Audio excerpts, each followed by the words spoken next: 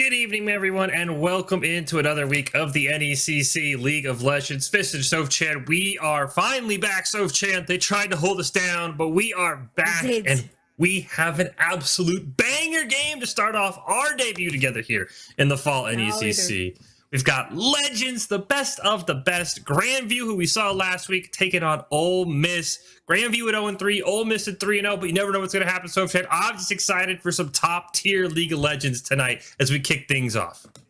Yeah, me too, Fish. And it's not just that, it's Legends. So we got Grandmasters, we got Masters, we got Diamonds, and we even got Challengers floating around in a couple of these teams. So gameplay is going to be top notch. You love to see it. And you mentioned, although it's a 0-3 team versus the 3-0 team, there's always so much room for anything to happen because a couple of these games were 2-1. They weren't a full-on sweep. So when that happens, it kind of gives you a little feeling of maybe it was even closer than we thought it could have been. So 3-0s, 0-3s, it can make a big difference. It's just the fourth week of the Legends division, so there's much that can come next in the NECC, Fish.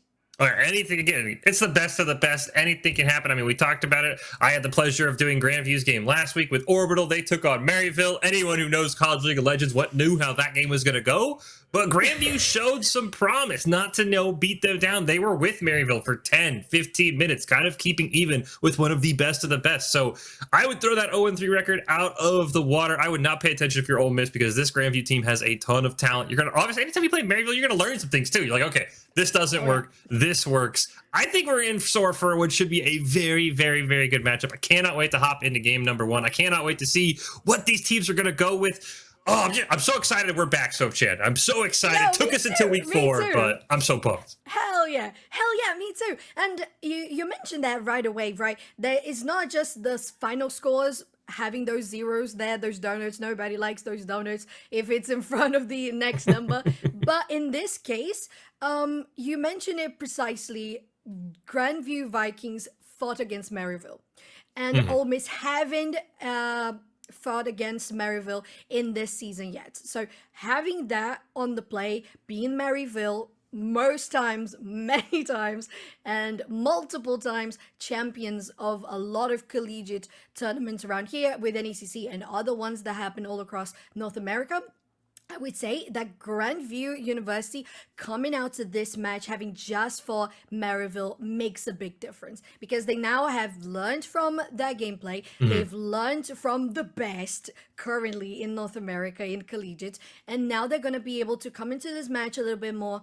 All right, we got some more preparation. We know a couple of things that these teams, they know how to look at our mistakes and really punish them. So how do we not commit those mistakes is what Grandview Vikings must be looking at. So that would be a good advantage against Ole Miss. And for Ole Miss, man, you've got the confidence, you've got the boost, and everything is just on cloud 9. No esports pun intended on that one. And I feel like they're going to just be super comfortable when they come into this game. Of course, being a best of 3, I don't think anything too out of the box is going to come into play. Well, what about you, Fish?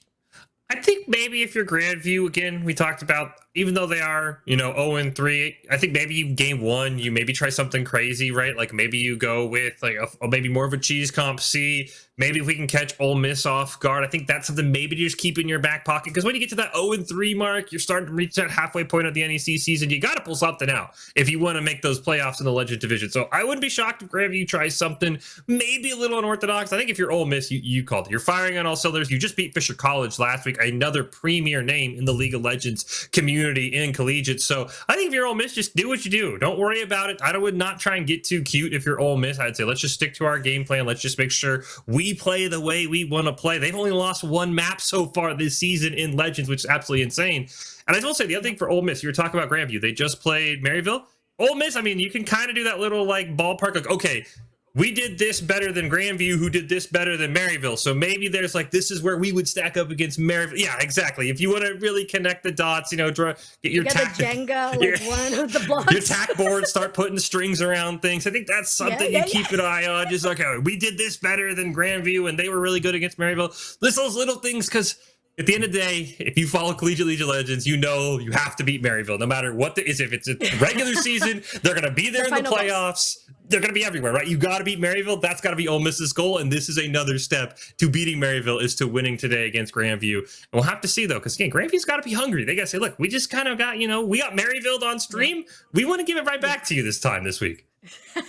Yeah, they do. They got a lot of motivation coming out of here. You mentioned as well, we're getting into the mid stages, being week 4, and usually with NECC going up until week 8 or week 9 at the latest. So we are really at the moment that Grandview Vikings are looking at their score and feeling a little bit sore, because it doesn't feel good to have had 2 game 3s in 3 series. So 2 game 3s, 2 times that you were that close to actually nailing down a victory in the series. So they have a lot of potential. I want to see them coming through. And speaking of coming through, we have the draft on the screen.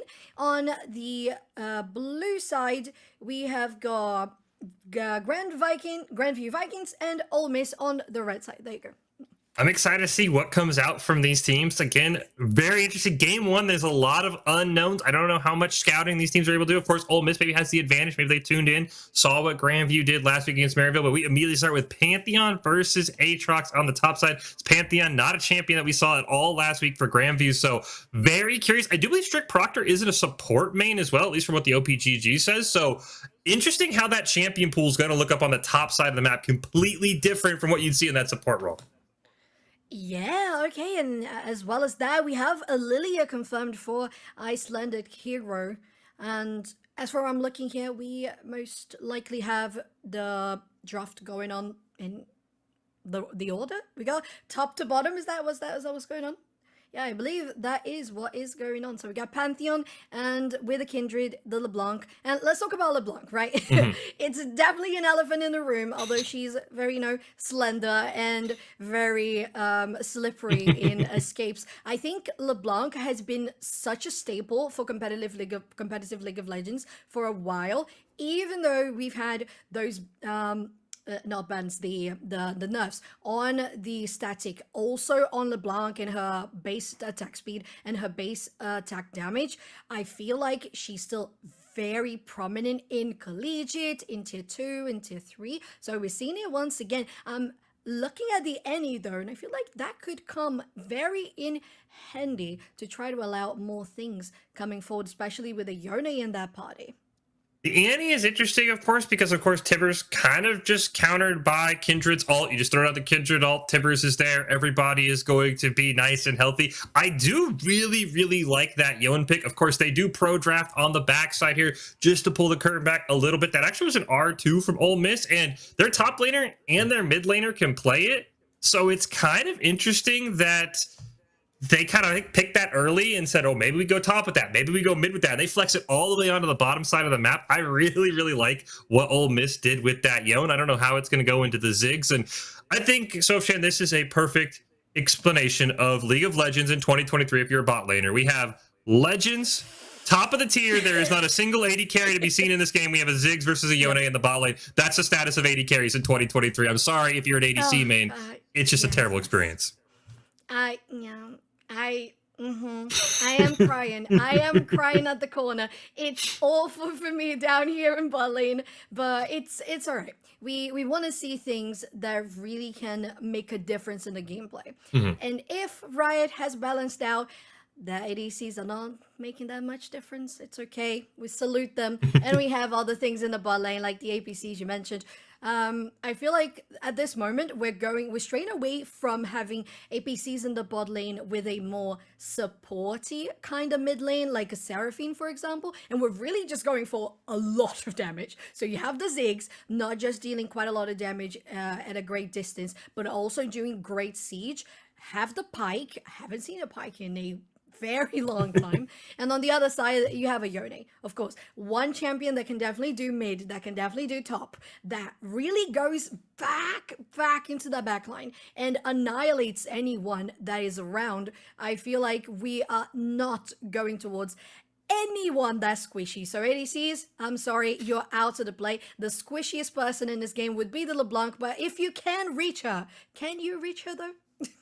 There's not a lot of range on Ole Miss. You make a great point because Annie, very short range. Yone, maybe if you get the ult onto the back line, that is something to keep in mind. But I think you're right. I think this LeBlanc has the potential to feast. I do like the Alistar pick into the Kindred. I did want to touch on that because Alistar may be the best supporter to say, oh, your ult's down, I'm just going to knock you out of it. Your ult is now wasted and you're just dead. Exactly. Just headbutt him right out. I think that's something to keep an eye on. I think the Kindred has got to be very, very smart on making sure, okay, has All-Star used headbutt? Can I safely get my Lantern Spite down without being just knocked out? I will say, for Grandview, again, we talked about that. We got the pleasure of watching him last week. Myself and Orbital cast that game. This is very similar to a comp they pulled out in game 1 against Maryville, which was just pure assassin. Let's go. And for 10 minutes, if you didn't get a chance to see the game, it was 8-2 Grandview at one point in terms of kills. They were out assassinating Maryville. And then it kind of all fell apart. They fell behind. Very curious that they said, look, let's run it back against Ole Miss because this is a feast or famine comp, at least in my opinion, for Sophchan, for Grandview, because if Kindred doesn't get his stacks, if Pike starts falling behind, I don't know how you're going to do any damage for this Grandview team. That is so true. And oh my god, if you think about, for example, the Pike trying to do something with engaging, of course, he's gonna try to do damage. You said you either really, really get hungry, get those kills, and get absolutely fed, or you just become a little bit squishy. You're not gonna burn through the Alistar. You're not gonna burn through the Aatrox. Hell, you're not even gonna burn through the Annie because the Rod of Ages is definitely something that comes so in handy for a composition like this, alongside the Lilia, the massive crowd control that you're gonna have with her ulti. Incredible. But we have a highlight here on our screen. Look at that. That's interesting. That's new to me. Okay. Oh, so we got the lanes, the head-to-heads.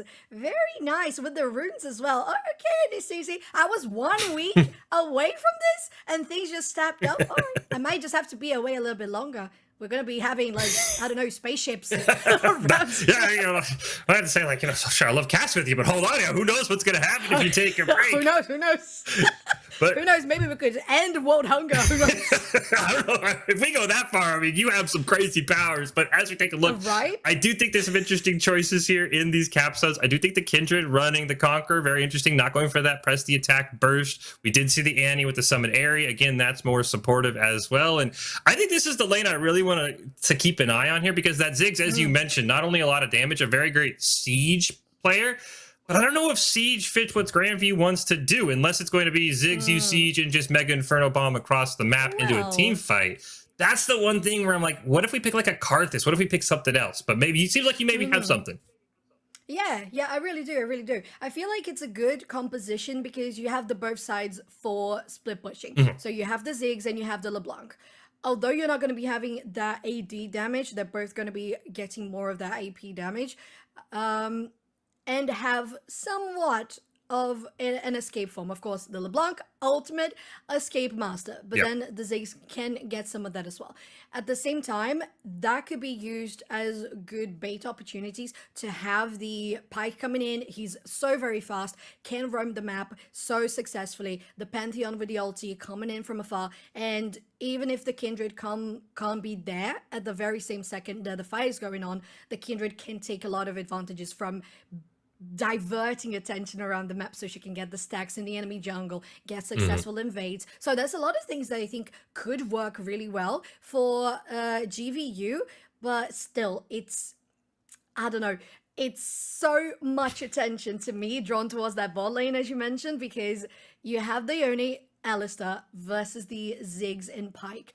Are Ziggs and Pike going to be able to do as much damage as they want, like level 2? Because it's an Alistar, and Yone, being not an ADC, can potentially even go for an early Doran shield should the both other enemies try to go for more harassing auto attacks, because even Pike, considering that the enemy bot lane is all melee, the Pike could even be aggressive with auto attacks should they want to do it. So there's a lot of things that can be set up different in the first minutes or just the first second with your first purchase in the base that could set up a different pace for how the enemy junglers are going to path, especially with a Kindred.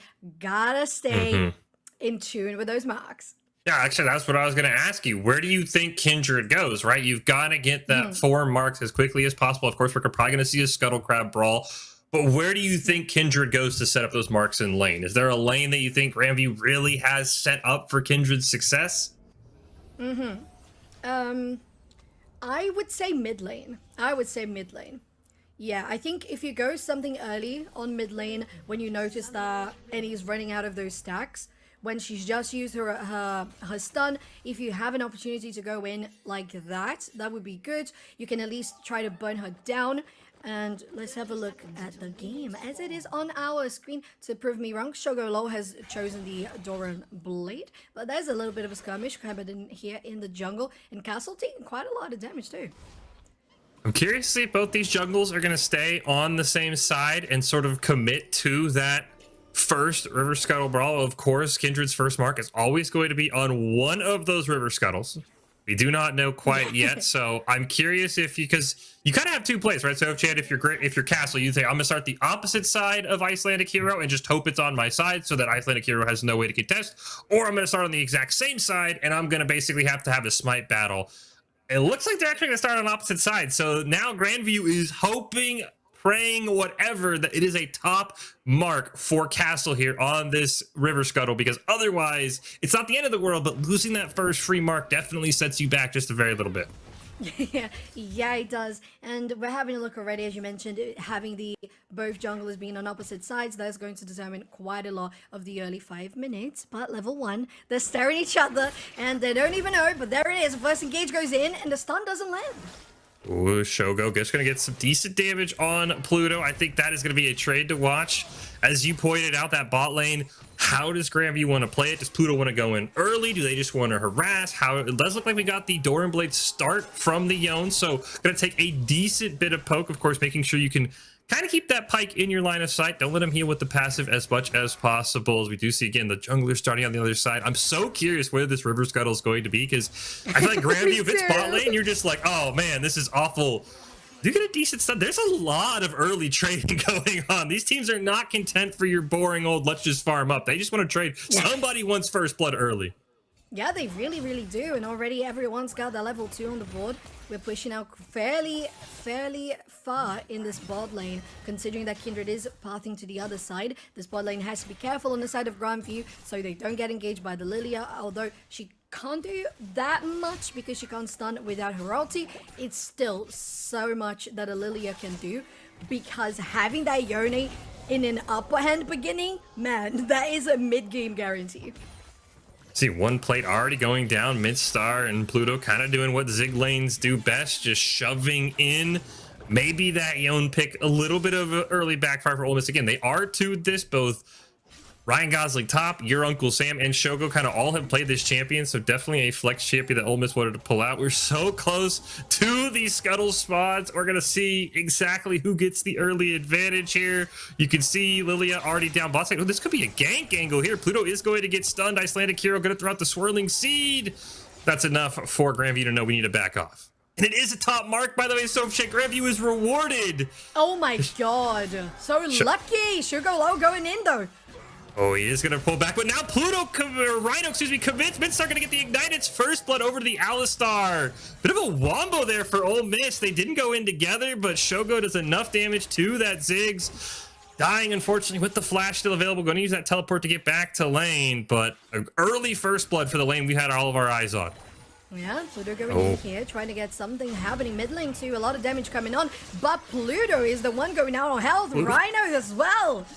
Oh, does it not knock up flashes? Oh, just out of tower range now. Midstar taking a ton of damage, is able to E back. Pluto in that stealth, gonna heal a little with that gray health up. But Shogo is just doing so much damage to this bot lane already, Sophchan. I think the biggest differential is the Alistar.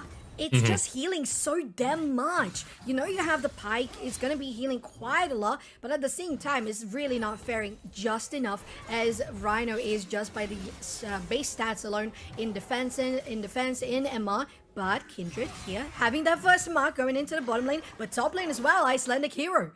Ooh, the hook from Pluto just misses. That was probably the ghost sign. Meanwhile, as you said, Icelandic Hero top side. The Swirling Seeds do miss, but this should be an easy kill. The flash away. No! Whoa! I thought that was going to be a disaster. Sophchan, they both, Ryan Gosling top's like, you got it. And then the flash, but they do take care of Strict Proctor.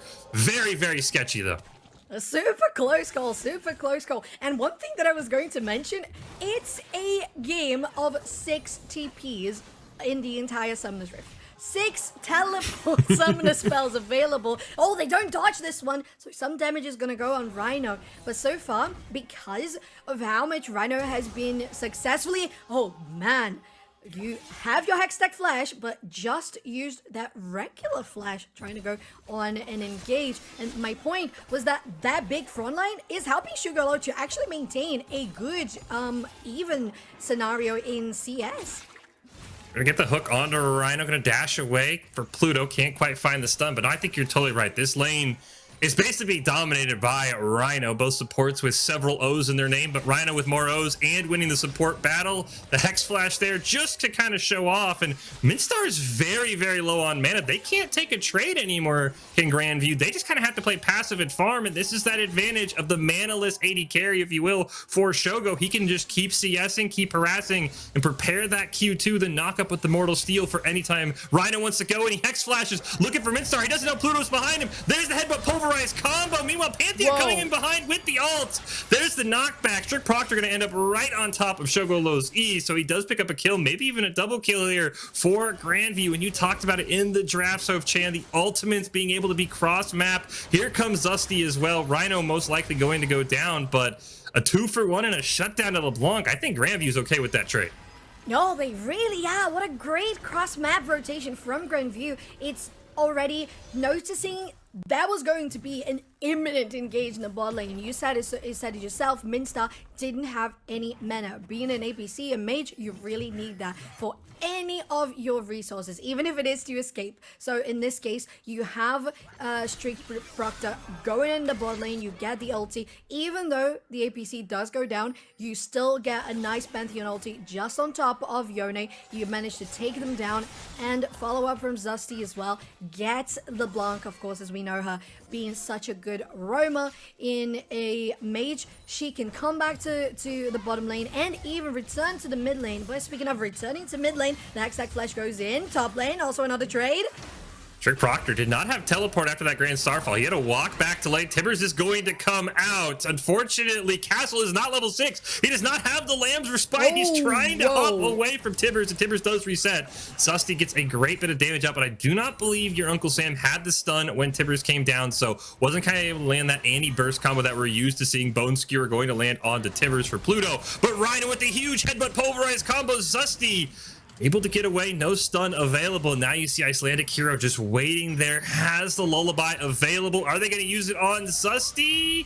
No, they opt not to tower dive the LeBlanc, so we'll just kind of be everybody's mid, but we're just going to all opt for a reset. Yeah, and speaking of reset, we see them, of course, going for this Herald, considering the rest of the team has gathered around top lane as well. The river is all lit up red. They have full control over it. Ole Miss is not missing anything at all. Speaking of missing, Minstar almost got that one. A lot of damage, and the tower shot too, Fish. Shogo, I think, has gotten a little bit too aggressive. It's very unfortunate, by the way, for Ole Miss. Both of those kills bot lane were actually picked up by Rhino's Ignite. So Shogo actually does not have any kills to his name. 0-1 and 2 on this Yone. If he was 2-1 instead, I think he could be absolutely bullying Minstar. So that's just a little bit unfortunate for Ole Miss. But yeah, I think now that Yone's getting a little bit too aggressive, we do see Rhino and Pluto both kind of roaming back. I think you want to be in a 2v2 here if you're Ole Miss. Shogo's taking a ton of damage. The satchel charge into the Super Mega Inferno, but there's the ult from Shogo. The headbutt pulverized as Rhino comes in just in time. The E to safety. I thought Minstar had it, but a great bait. Meanwhile, Castle coming topside. Ryan Gosling top has no idea. Going to pop the ult in a simple dash away. Now, unfortunately, Pluto got caught out. Gonna try and phantom away, but this should be a free kill. And now Shogo, just what I said he needed 2 kills, Sophchan. He picks up 2 kills. Meanwhile, Ryan Gosling top. There's 3 topside, just trying to survive. Not gonna happen as Zusty picks up the kill. Okay, I would say that it was messy, but it was a trade. You had something very big going on the bot side. You recognized that was the case, so you try to divert your attention somewhere else. It worked. You take one, not a shutdown, but you take 1 kill in a top lane. So Ryan Gosling was most likely gonna have to TP.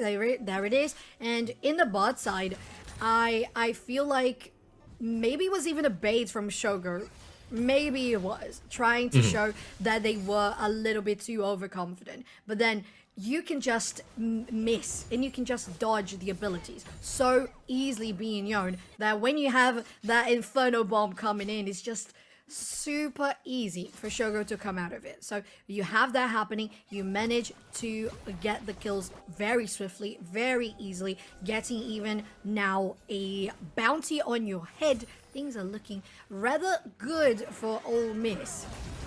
All right, and right now is sort of caught in the river. There's the Bone Skewer from Pluto. Zusty there as well. Minstar going to roam over, but here comes the Swirling Sea. Does land on the castle. For now, Icelandic Hero will wait for the ult. They do have Shogo on the other side, so this is a 4v4. There is almost a teleport up for Strict Proctor as well. Ole Miss needs to be very, very careful. This can turn into a 4v5 before they expect it. Zusty is going to get hit by the Swirl Seed, going to dash away. Chains are going to land as well, but they will be broken. And I think if you're Ole Miss, they are going to start the Dragon. They need to know they do not have their top laner available. You see Ryan Gosling actually being forced to roam down because of that teleport. Now he turns around. This is a very sketchy Dragon for Ole Miss.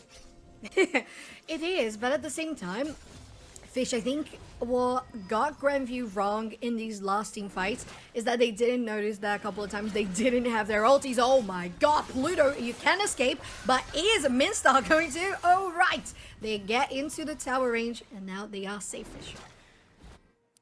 I think this bodes well for Ole Miss. You're kind of just stalling out. You have a massive CS lead. It's over 20 CS difference in the top side, and Ryan Gosling has not been top in quite a while.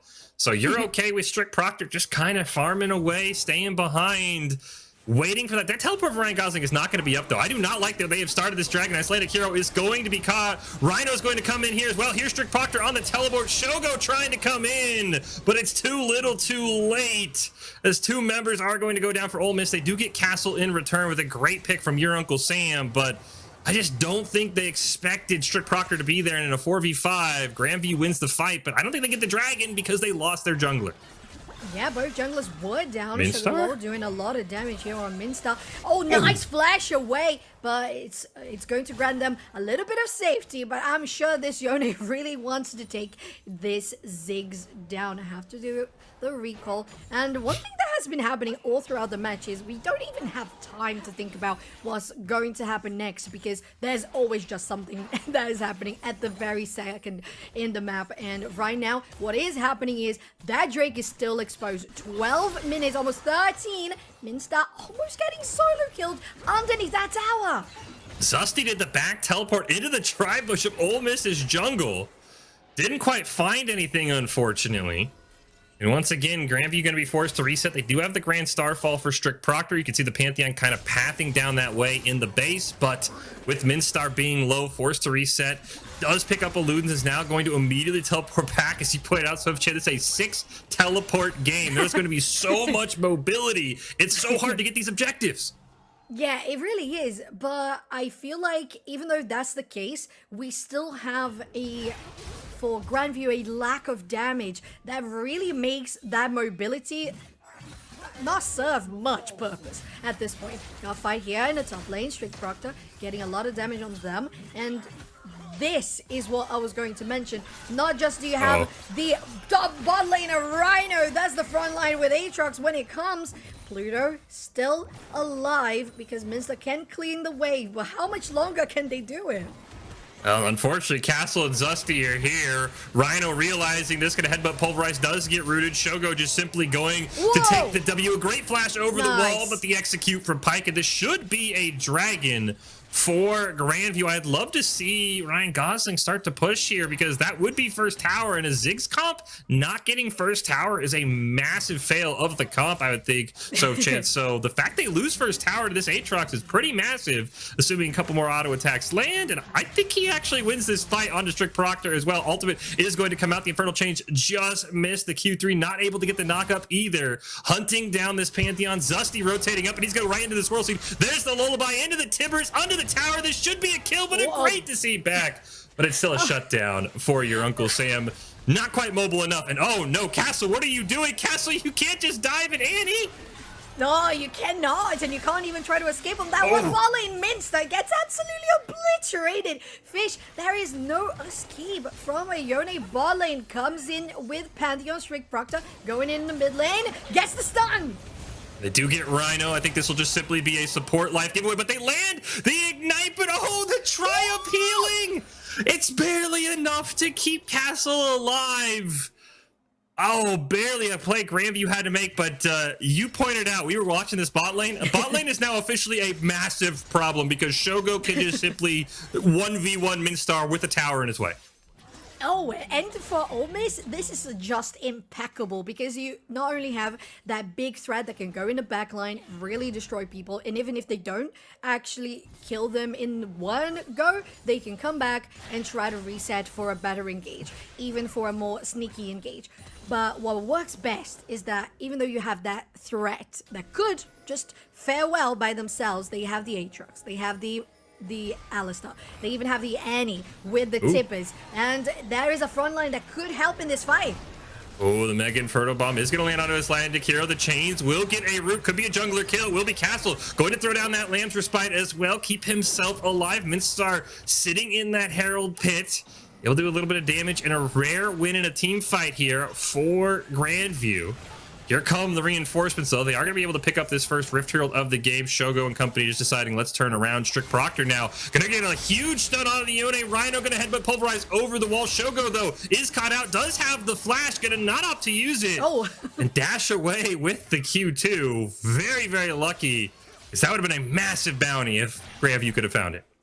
Things are starting to look very, very promising for Grandview. Of course, it's not super optimistic at this point, but it looks like there's a curve that could be going on super well. They end up using the last shot of their ulti there, Pike, but nobody gets hit. Overall, we are getting into a power spike for most of the players for Grandview. So you have the Trinity finish for, so the first power spike, or at least half a power spike.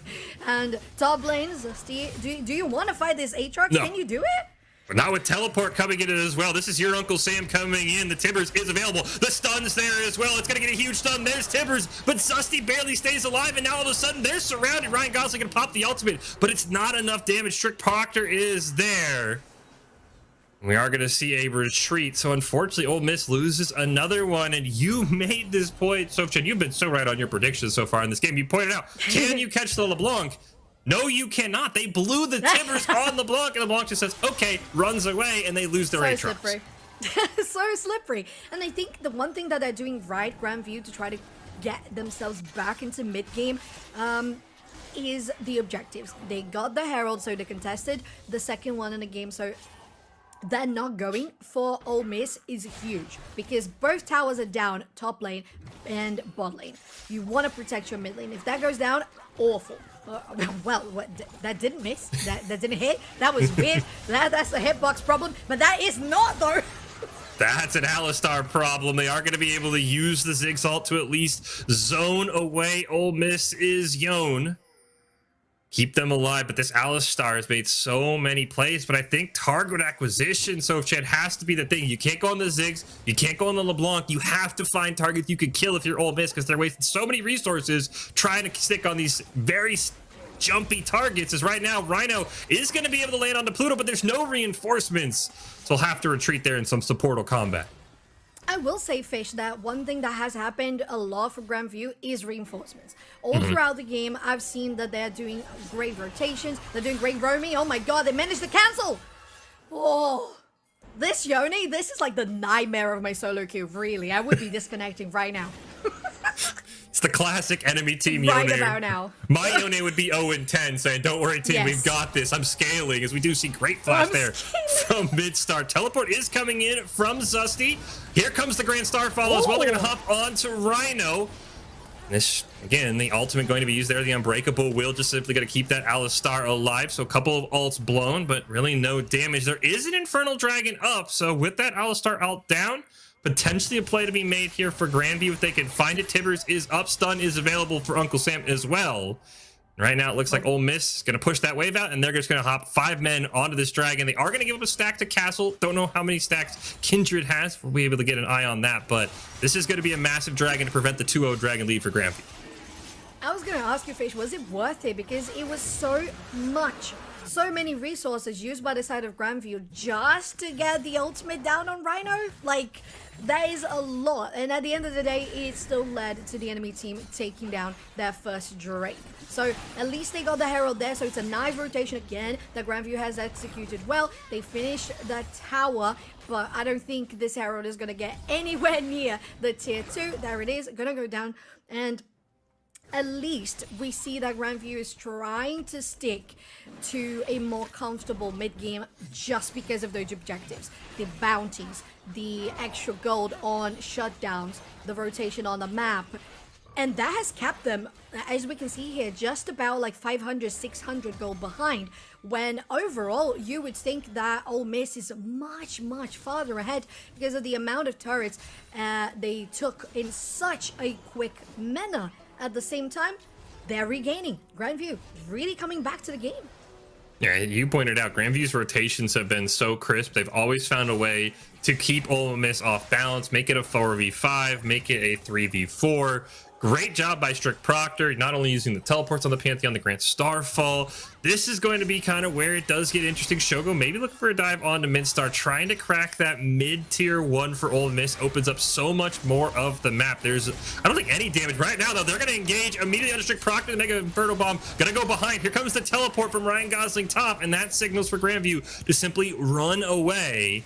So a teleport blown in exchange, but again, they just cannot find these kills. They do get the Alistar ult once again, but that's about the only victory they keep having. And it's unfortunate because it's a good resource, but at the same time, it's just one resource compared to the amount that they have been using. And is there going to be enough time for Grandview to... Oh my god, you have an ulti coming out onto the Uncle Sam, gets the sun down. Does have Tibbers available, but missed the stun. It was blocked by Strict Proctor. And here comes the rest of the team. This is what Grandview has done so well. The rotation over. They are going to simply get a fantastic kill. A shutdown for Castle as well. A massive pickup there for the Kindred. But now there's no one to go bot side. There is a teleport up here on Strict Proctor, but he's pretty low health. So Ryan Gosling top should be able to do a decent chunk of damage to this bottom tier 2. Potentially kill it with a minion wave coming in. And I don't think trading your mid for a turret is a bad play if you're Ole Miss. Yeah, yes, I agree. And it's interesting as well. So, confirmed, Aatrox did take down that tier 2. And I think it's interesting considering that Grandview has this composition with Ziggs, with LeBlanc, so they could be going for split pushes. But no, oh my god, Minster, you have to use the Lamb's Respite to keep your APC alive. So managed to do so in exchange for an ulti. No, Shogo didn't even use their ulti. And my point overall is that they ended up changing the sort of gameplay they wanted to go for because LeBlanc is not doing static shift. So she's not doing the split pushes. She's doing the regular, more assassin bursty, engage, retreat LeBlanc with the Ludens. So that's going to be different in the long run. But is it going to be enough damage? Rhino is never dying every single time, Fish. No, the Unbreakable Will, despite the number of times we've complimented Grandview for getting the Unbreakable Will on cooldown, it's been off cooldown every single time Rhino needs it. He's been the front line that Ole Miss absolutely has had to have in this game. We do maybe have a play top side. You can see Icelandic Hero hanging around Uncle Sam. Zusty, I don't think, realizes that here comes the Lilia. Going to try and hop onto this LeBlanc. The flash is going to be used. There's the Lullaby, but a teleport is coming in from Strict Proctor. And that's going to force a reset. Stun is going to land. Tibbers is available here as well as the Mega Inferno Bomb comes in. Pluto roaming up, but I think this is one of the few times there's no reinforcements. In fact, Shogo and Rhino are actually closer to this fight. I think Ole Miss needs to turn here. They have the 4v3. There goes Rhino. Pulverized headbutt combo. Fate sealed. Not quite going to land. They're going to camp right on top of the E, and Castle gets a massive shutdown. Oh, a massive loss. It's a double kill for Castle as he's able to get that Q onto the Annie as well. Chasing down Icelandic Hero. Rhino low here as well, but a massive double kill. Here comes the Grand Starfall, but unfortunately guessed wrong. Is they going to be enough? They do get the stun. Rhino doesn't die. Rhino never dies here. They don't. Legends never die. We talked about it before the broadcast. And oh my god, Zusty, not looking to let them escape. But man, that was such a good fight from Grandview. But Ole Miss knew that they had things under control with that push on tier 2. Maybe the inhibitor is going to go down too. Super minions would be of great help for Ole Miss, but this Baron is going out very low. Icelandic hero, are they going to be there? They're not, and it's guaranteed by Grand Viewfish. Oh, can he get the inhibitor in time? The backs are coming in. They're going to be empowered with the Baron recall. They do get a great pick onto Mintstar, who gets caught out by Uncle Sam and is like Icelandic hero. Excuse me, and this should be a free pickup here as they run down the board. What? Why did we stop attacking? Was that Fog of War? My lord, it was Fog of War. It was most definitely Fog of War fish. There was no vision. We can see that there are no wars in that river. Man, that little bit of a corner that Minstar was in guaranteed that they could get a kill, at least a 1-for-1 in that trade.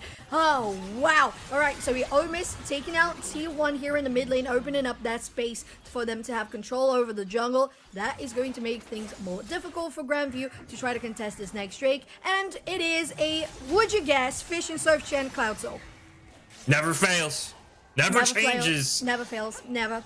We're batting like 75% on these Cloud Souls as a duo here in the NECC throughout the years. Of course, neither team excited about it, but it is what it is. Not even looking at it. We don't want this. We do not want this. I think getting mid tier 1 is more important for Grandview because it already went down on their side. So if they can keep the map kind of evenly split open, very, very important. We do see Zusty is pushing with the Baron buff as well. Fate Sealed forced to be used offensively there for Shogo. Has been so poke happy, but forced to use it defensively. And you can feel the tempo's kind of shifted here, Sophchan. Ole Miss is finally on the back foot, and I don't know if they quite are ready to play like that. Me neither, Fish, me neither. And I think that overall, what makes it so interesting for me in watching Grandview in this game is how they saw, okay, we did have the LeBlanc, but we switched out the build path. So we wanted to go from something that was more split push to something that is more team fight oriented. So when they had that going, because they knew that every single time there was going to be a rotation, they would have a counter for it. That is the right read in understanding you are going to have the gold, the resources, going onto Minstar. It should get Okay. That's not even funny. Hashtag Yone things right there. Just hashtag Yone things. Right there. But okay. Besides Midstar, like Shogo can't kill anyone on the enemy team. It's like, who cares if you're farming the 1-6-6? He can't kill Castle. He can't kill Zusty. I don't think he can even kill Strict Proctor. He's going to go in once again. Zusty going to come over the wall with the distortion. Here's the Grand Starfall as well from Strict Proctor. This is going to be a pickup on Shogo potentially, as Rhino was just not enough of a distraction. There is the elimination for Castle. Shogo needs to tone it down just a few notches, Sophchan, because outside of Midstar, he's just kind of throwing his life away. Yeah, and at this point, unfortunately, Minstar has turned into a big, cannon minion for Shogo, so it doesn't make quite sense. I totally agree with you. At the same time, the one thing that keeps on happening in a very good way for Ole Miss is the split push from Aatrox. Yep. But that also means that if there is one moment where Ryan Gosling Top, which is a amazing name, is actually on the team fight, things could go super south for Grandview. That's why it's been so important for them to notice where the enemy team is and try to go for pick-offs, try to go for rotations or counters, just leaving the enemy in a shadow of doubt. So then when you go for the team fight, you have the numbers advantage and you can come out on top. But if the Aatrox there, things could really look dire for them. I'm curious how that is going to play out, right? Because it's starting to feel like that maybe the only win condition for Ole Miss is this Aatrox split pushing, though, right? Has the super minions. As you pointed out, LeBlanc not going for the split pushing build with that static shift, despite the fact that Zusty's been top isolated several times. Almost kind of wish they would have changed that build. So what do you want to see from Ole Miss? I know you mentioned getting the Aatrox in team fights, but do you think that's the right play, or do you think it's just try and activate the Aatrox split push as best you can? I feel like it would be a combination of a split attention with the split push. So split attention with the split push, then you get a nice TP back on a flank for a team fight. Because, is this gonna be picked out? Oh my god! Dodges the Fate Sealed, and of course Rhino cannot do anything. The chains are going to land. Here comes Uncle Sam with the stun. Forced to retreat, and that's the unbreakable will used by Rhino. Again.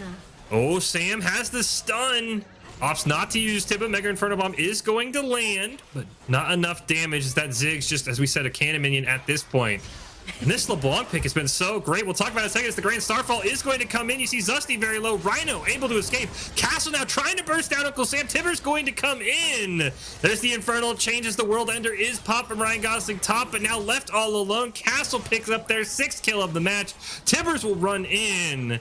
This will simply be another one-man team fight win for Grandview. A 1-for-0 here. I think the rest of Ole Miss is going to be forced to retreat. Grandview just keeps finding ways to get good picks. Yeah, they do. And I think it's because of good macro reads in regards to the rotations we mentioned. But God, the dashes, the dodges in on those team fights have been amazing. Flash forwards. The dash that you call mid-sentence talking about the dashes. It's a dash forward for Pike and an elimination. That's the one. Yeah, this team, all of the players, right? All of the champions have dashes. Yep.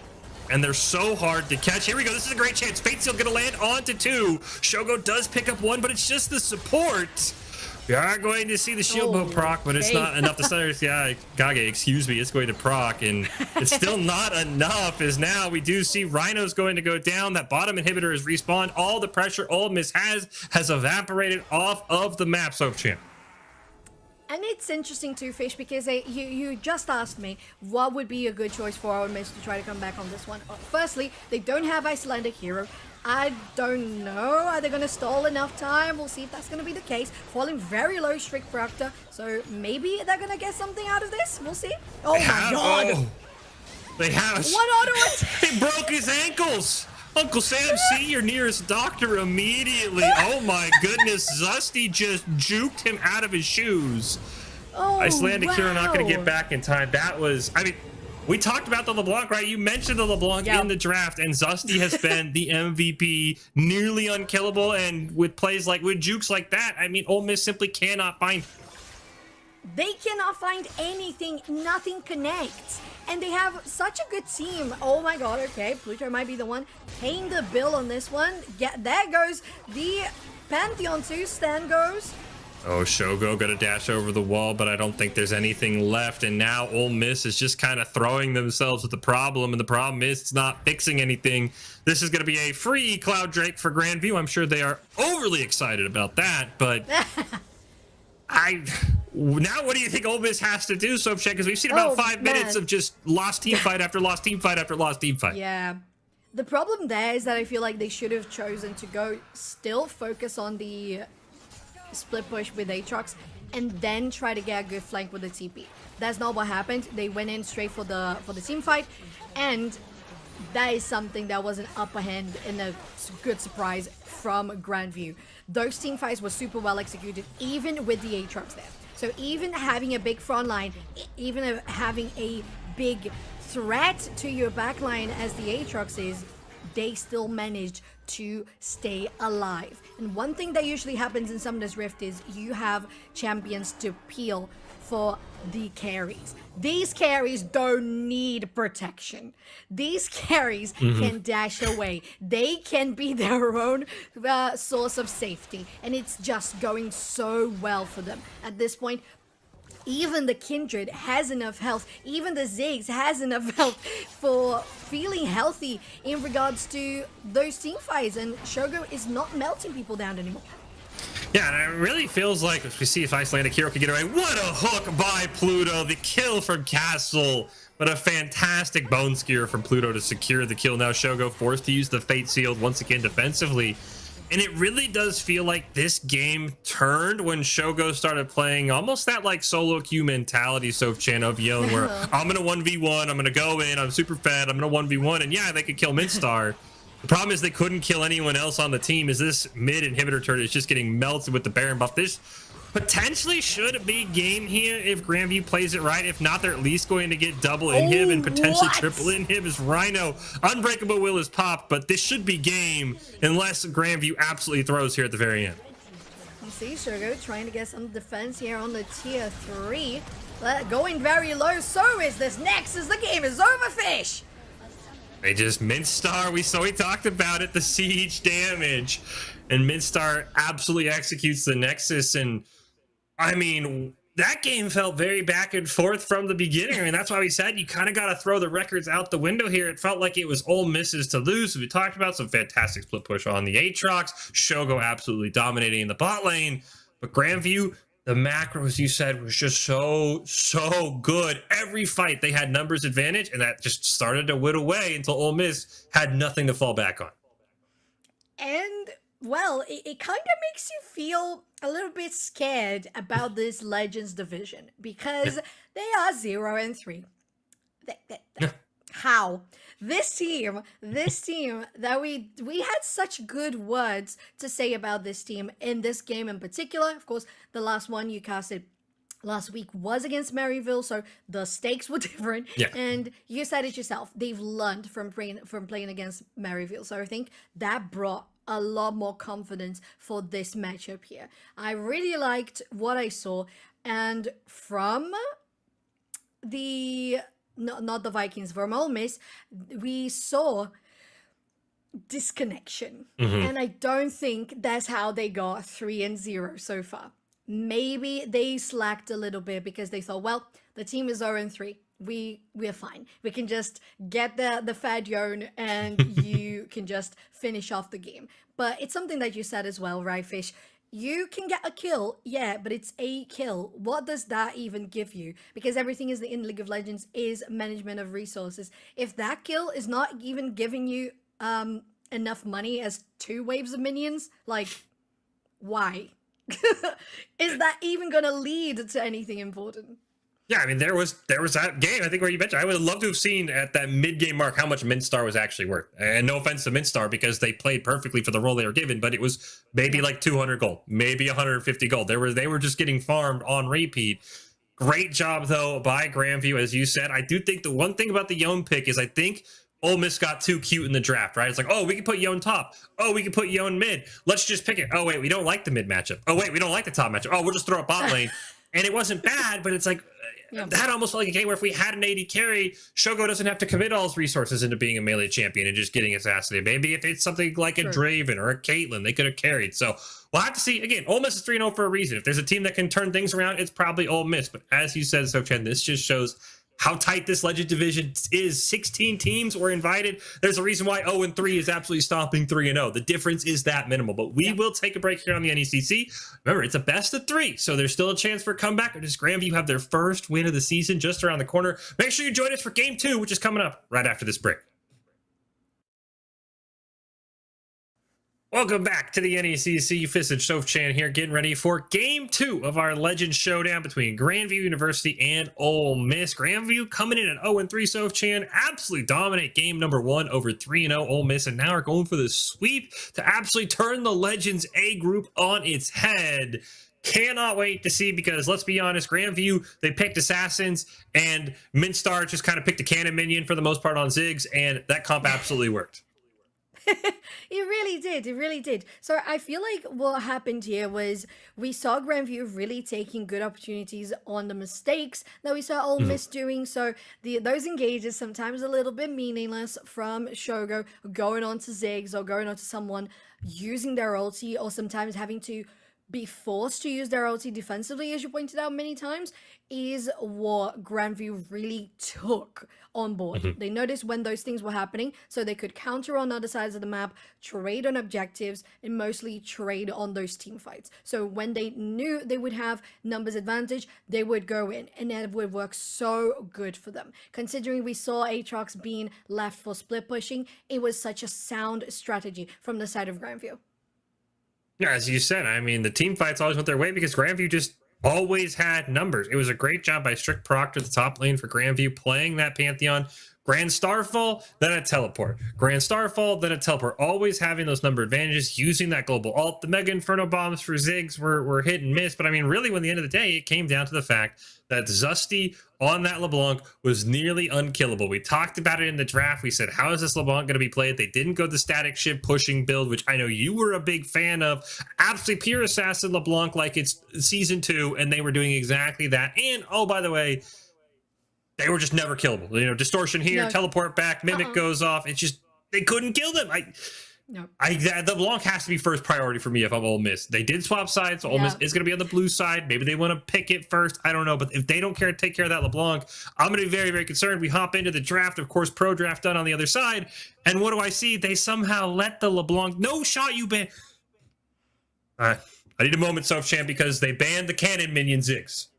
They didn't ban What? the LeBlanc. Wait. They banned the Wait, no, Ziggs. that has to be a meme ban, right? That has to be a meme ban. Doesn't make sense.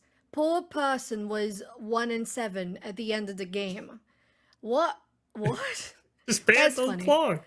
It's and I'm a little concerned, I would say, for Ole Miss because we saw them being a little bit overconfident. That's what I think Shogo was doing at the end of the day on those, well, I am very fed, I can take on anyone, until the point they couldn't. And having the first ban be the Ziggs just, it really feels like a little bit of disrespect in some way because it was not important at all. It was a distraction. The Ziggs was a distraction, and any champion can be a distraction. It doesn't have to be a Ziggs. It was just the way the team was playing the composition. So I hope for Ole Miss that they're not going with their sort of stance, that they are respecting the enemy, and they're saying, well, they did a great job with macro, they did a great job with organizing, hence why they decided to go for something a little more traditional with the Kai'Sa alongside the Realm.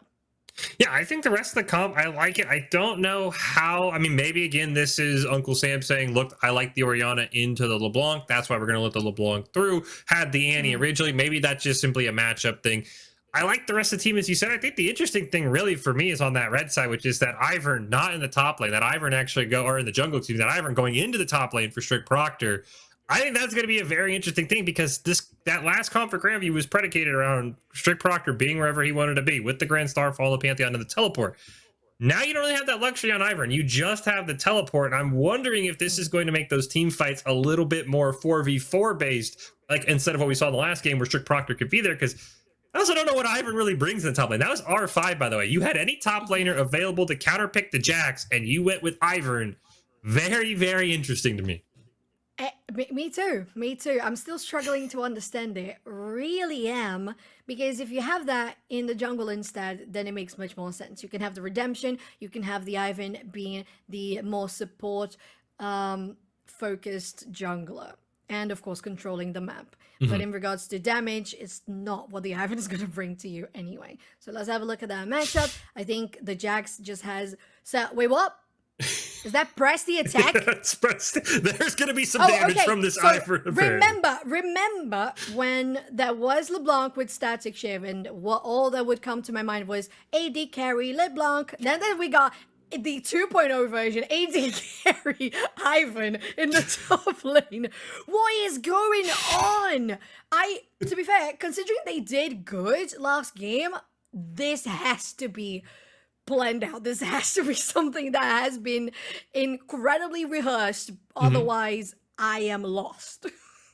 I'm with you. I mean, this is one where I'm just going to trust Strict Proctor. Your team's up 1-0. Maybe you have something up your sleeve. I think really for me, this again boils down to, regardless of what's going on top side, is we knew the LeBlanc. I feel like if you're Ole Miss, you had to know if we don't ban LeBlanc, LeBlanc is going to be picked. It was the first pick. It was the R1.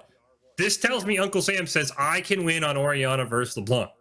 If they don't win on Orianna, this whole game boils down to why did you not just ban LeBlanc? I mean, yes, the Kindred was okay. I think you could have let Kindred through. I think the other ban was Graves.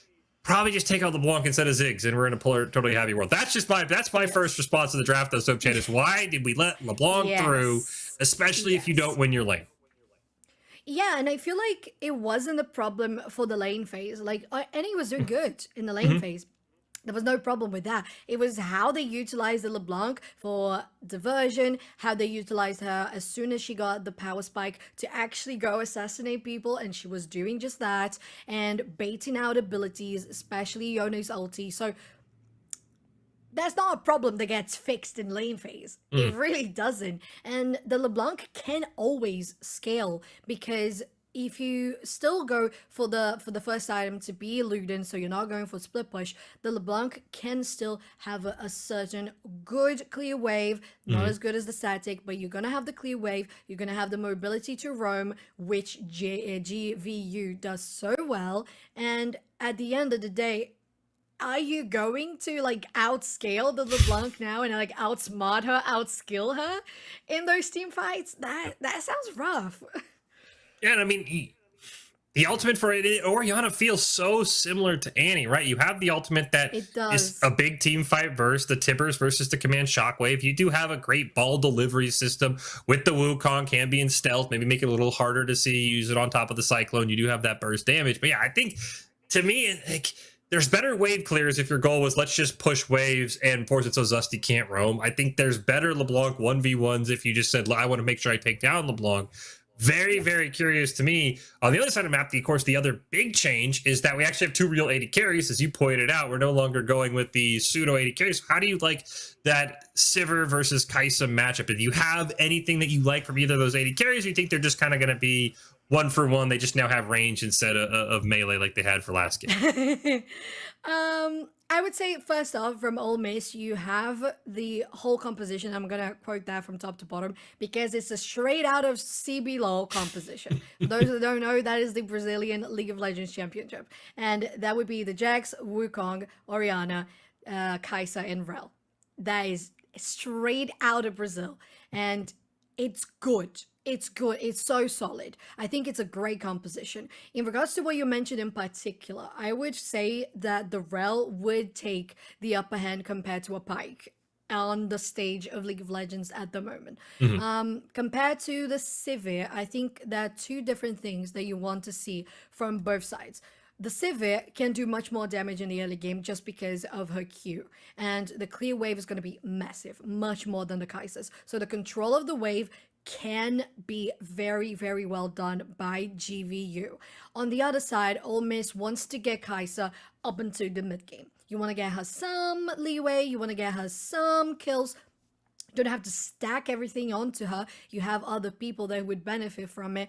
But the Kai'Sa is just going to shine more in the mid game anyway. She's going to need her ulti to try to feel a little more healthy in those team fights. Oh, speaking of team fights, excuse me! And flashes away into the tower!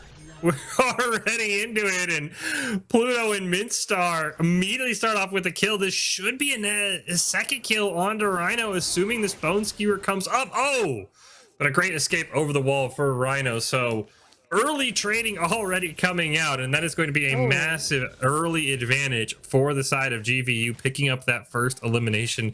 Basically every summoner blown in that bottom side. The only thing available is that Hex Slash, but this is the matchup I want to see. Strict Proctor R5ing the Ivern into the Jax, and with the press the attack, we have no idea what to expect. They have Doran's ring. Oh. That's just what I'm saying. All right. They have Doran's ring. Top mains take tips if this works, or maybe never pick it again. I'm not sure. I'm very curious to see. I don't know. Right. Like, if this works, like, I'm queuing solo queue right after this. I'm saying, all right, I got press the attack, Ivern. I'm going to mute all the chat because I know I'm going to get flamed, but... Oh, okay. Let's talk about this bot lane, right? Because we were talking about it, and bot lane really wants to go for something aggressive. And what they did so far is no summoner spells on the board. None of them whatsoever. And the fact that GVU got the kill at the end of the day, especially being the first blood, that is massive. There's a big wave that the Sivir can farm well under the tower, so there's not that much of a threat. But still, what Ole Miss wants to do as they're gathering here with Icelandic hero going up for an engage. They're going to find Castle on his blue buff. Shogo is there. Rhino over the wall, going to land the stun and the knockup. And Icelandic hero picks up a kill onto Castle. A great roam up, predicting where that jungler was going to be. And that's exactly what you want to see. 2 assists on the board, and a nice little comeback for that bot side. And it makes sense as well with what was indicated in the map. So on all the sides, you have the lane absolutely push on the side of Ryan Gosling, as you would expect from this matchup, just because of how Ivan does. Is this? No, not a recall cancelled. But mid lane very pushed by GVU. So as soon as you see that happening, you can try to predict from what you saw in the beginning of the game with that big engage in the bot side that, well, since the jungler wasn't around, they're most likely going to be on this side of the area. There they were doing the blue buff on the red side of the map. They get the kill, super nice read, and a very good rotation that GVU was doing the last time, but Ole Miss is taking the upper hand. It's interesting to me. Of course, we didn't quite get to see the early game. Maybe there were some shenanigans that led that way. It's interesting that Castle wanted to start top side, because I think you'd want to support this matchup right here. Is Ryan Gosling top going to jump onto Strict Proctor? Icelandic Hero is here with the double buff, flash away from Strict Proctor, so the Ivern should stay alive. This feels like you would have wanted to keep this Ivern as healthy as possible. This is probably going to be a back and a TV, potentially. Ryan Gosling just slowly building up the CS lead. Very interesting as we see Rhino once again going to go in. The knock up onto Midstar, not going to go out as well. Pluto trying to land a stun on to Kai'Sa, just barely gets it. Now Midstar able to turn around and throw out some of that pressure we talked about from the Sivir, but it really feels like Ole Miss says we do not want this Sivir to get ahead. We want to farm kills. We do see Uncle Sam dropping low, has no mana. That's probably going to be a teleport, and this LeBlanc mid lane not going the way I think Ole Miss had intended, as it's basically Zusty dominating once again.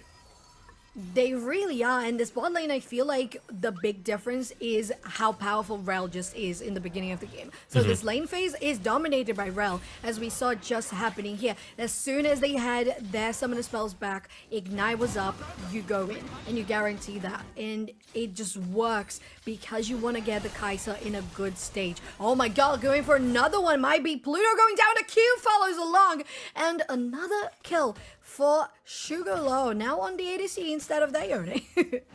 And this is kind of what we saw last game, right? Shogo Lol getting very aggressive early, getting a bit of a lead. Now 1-1-1 on that Kai'Sa. Of course, last game it was unfortunately Rhino picking up all of the kills, so bit of a better start. Rhino's already got the Lucidity boots as well, so that's just gonna be extra cooldown. We do see Daisy coming up top side, so maybe Strict Proctor, maybe this Ivor can show off what it's been looking to do. They are gonna get the root as well.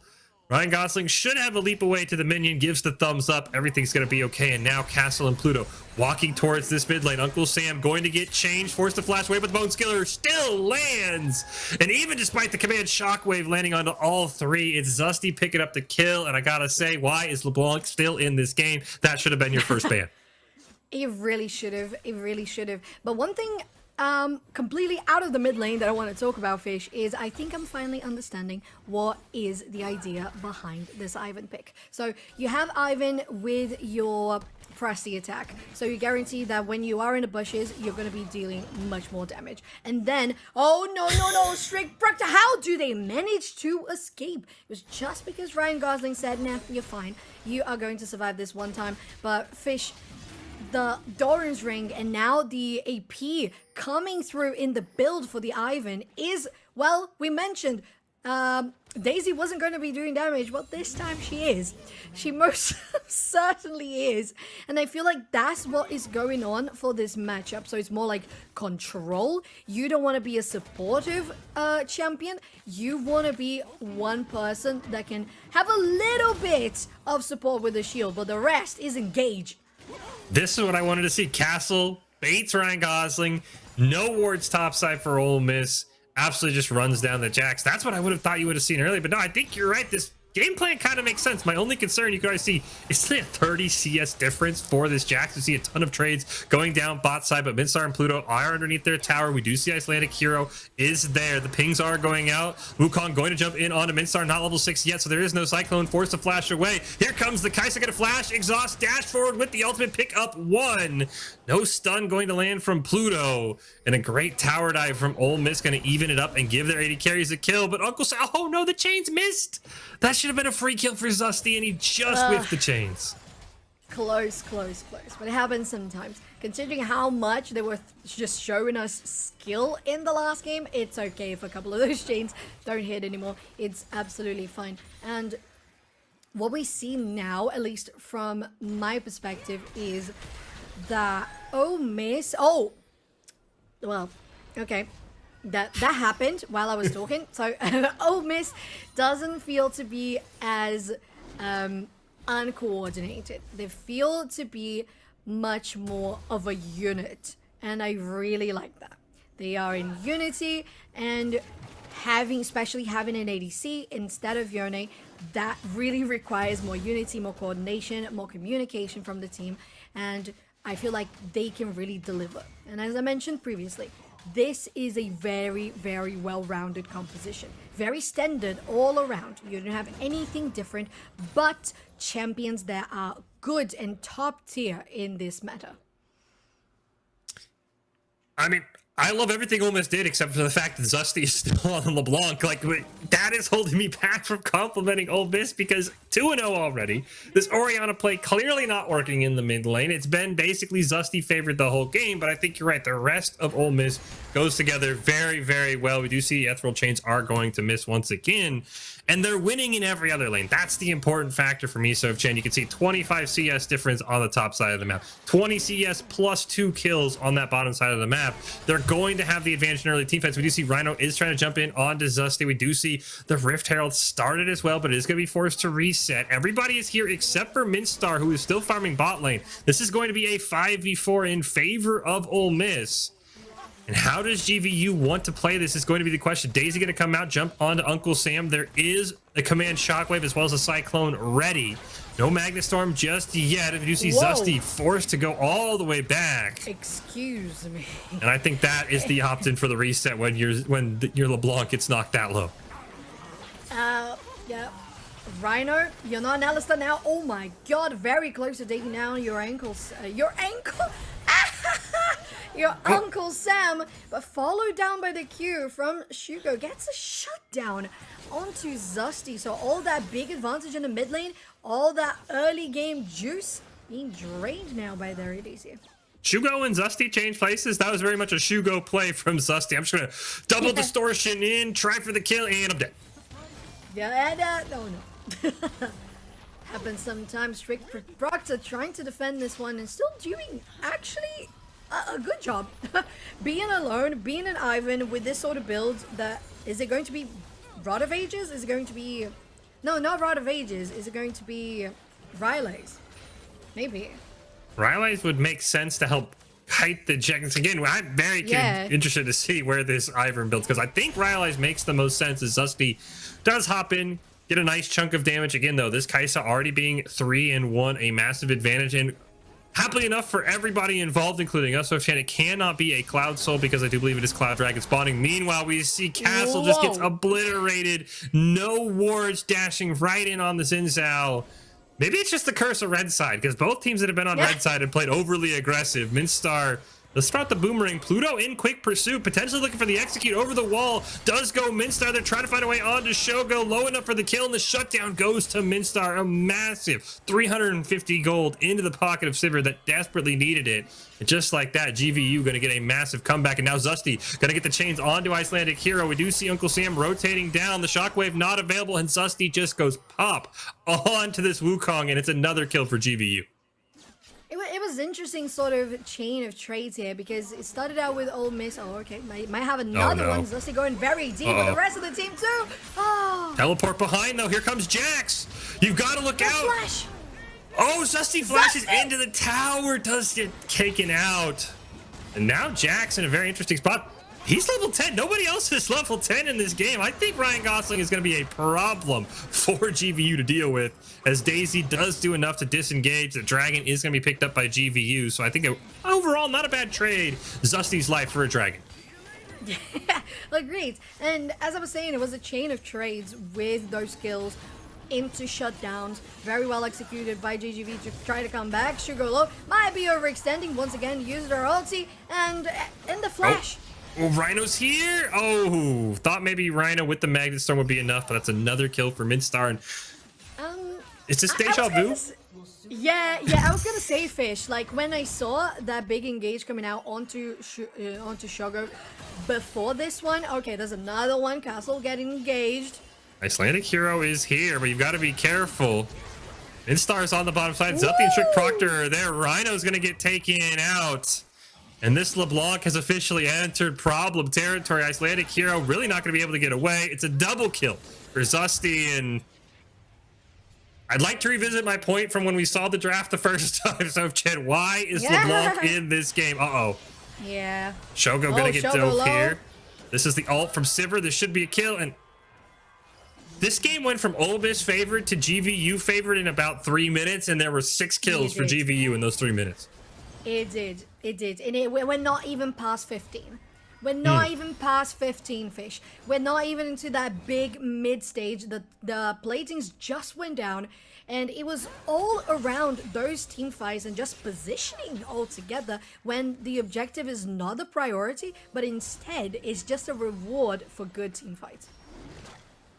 And so you can pat yourself on the back, Sophchan. It is a Rylai's here for Strict Proctor. That first item going to make that Jax a little bit easier, because I think, like, I don't want to be a doomer already for Ole Miss. I think this game is very, very winnable, but it really feels like we're already trending towards the Ryan Gosling top needs to split push angle, because right now the only person who can match this Jax is Zesty, and I think you're okay if you're Ole Miss taking Zesty out of the fight and just letting Ryan Gosling kite them around, because that opens up the rest of the team fights, because I don't think this Ivern's going to slow down a Jax, even with a Rylai's.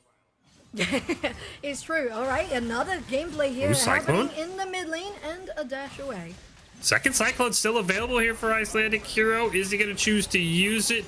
He will, mainly to just get away for some of that bonus movement speed. Daisy is going to go chasing, is going to proc the knockup, and that Rylai's. You can see why the Rylai's was already built, and it's going to be an elimination onto Icelandic Hero.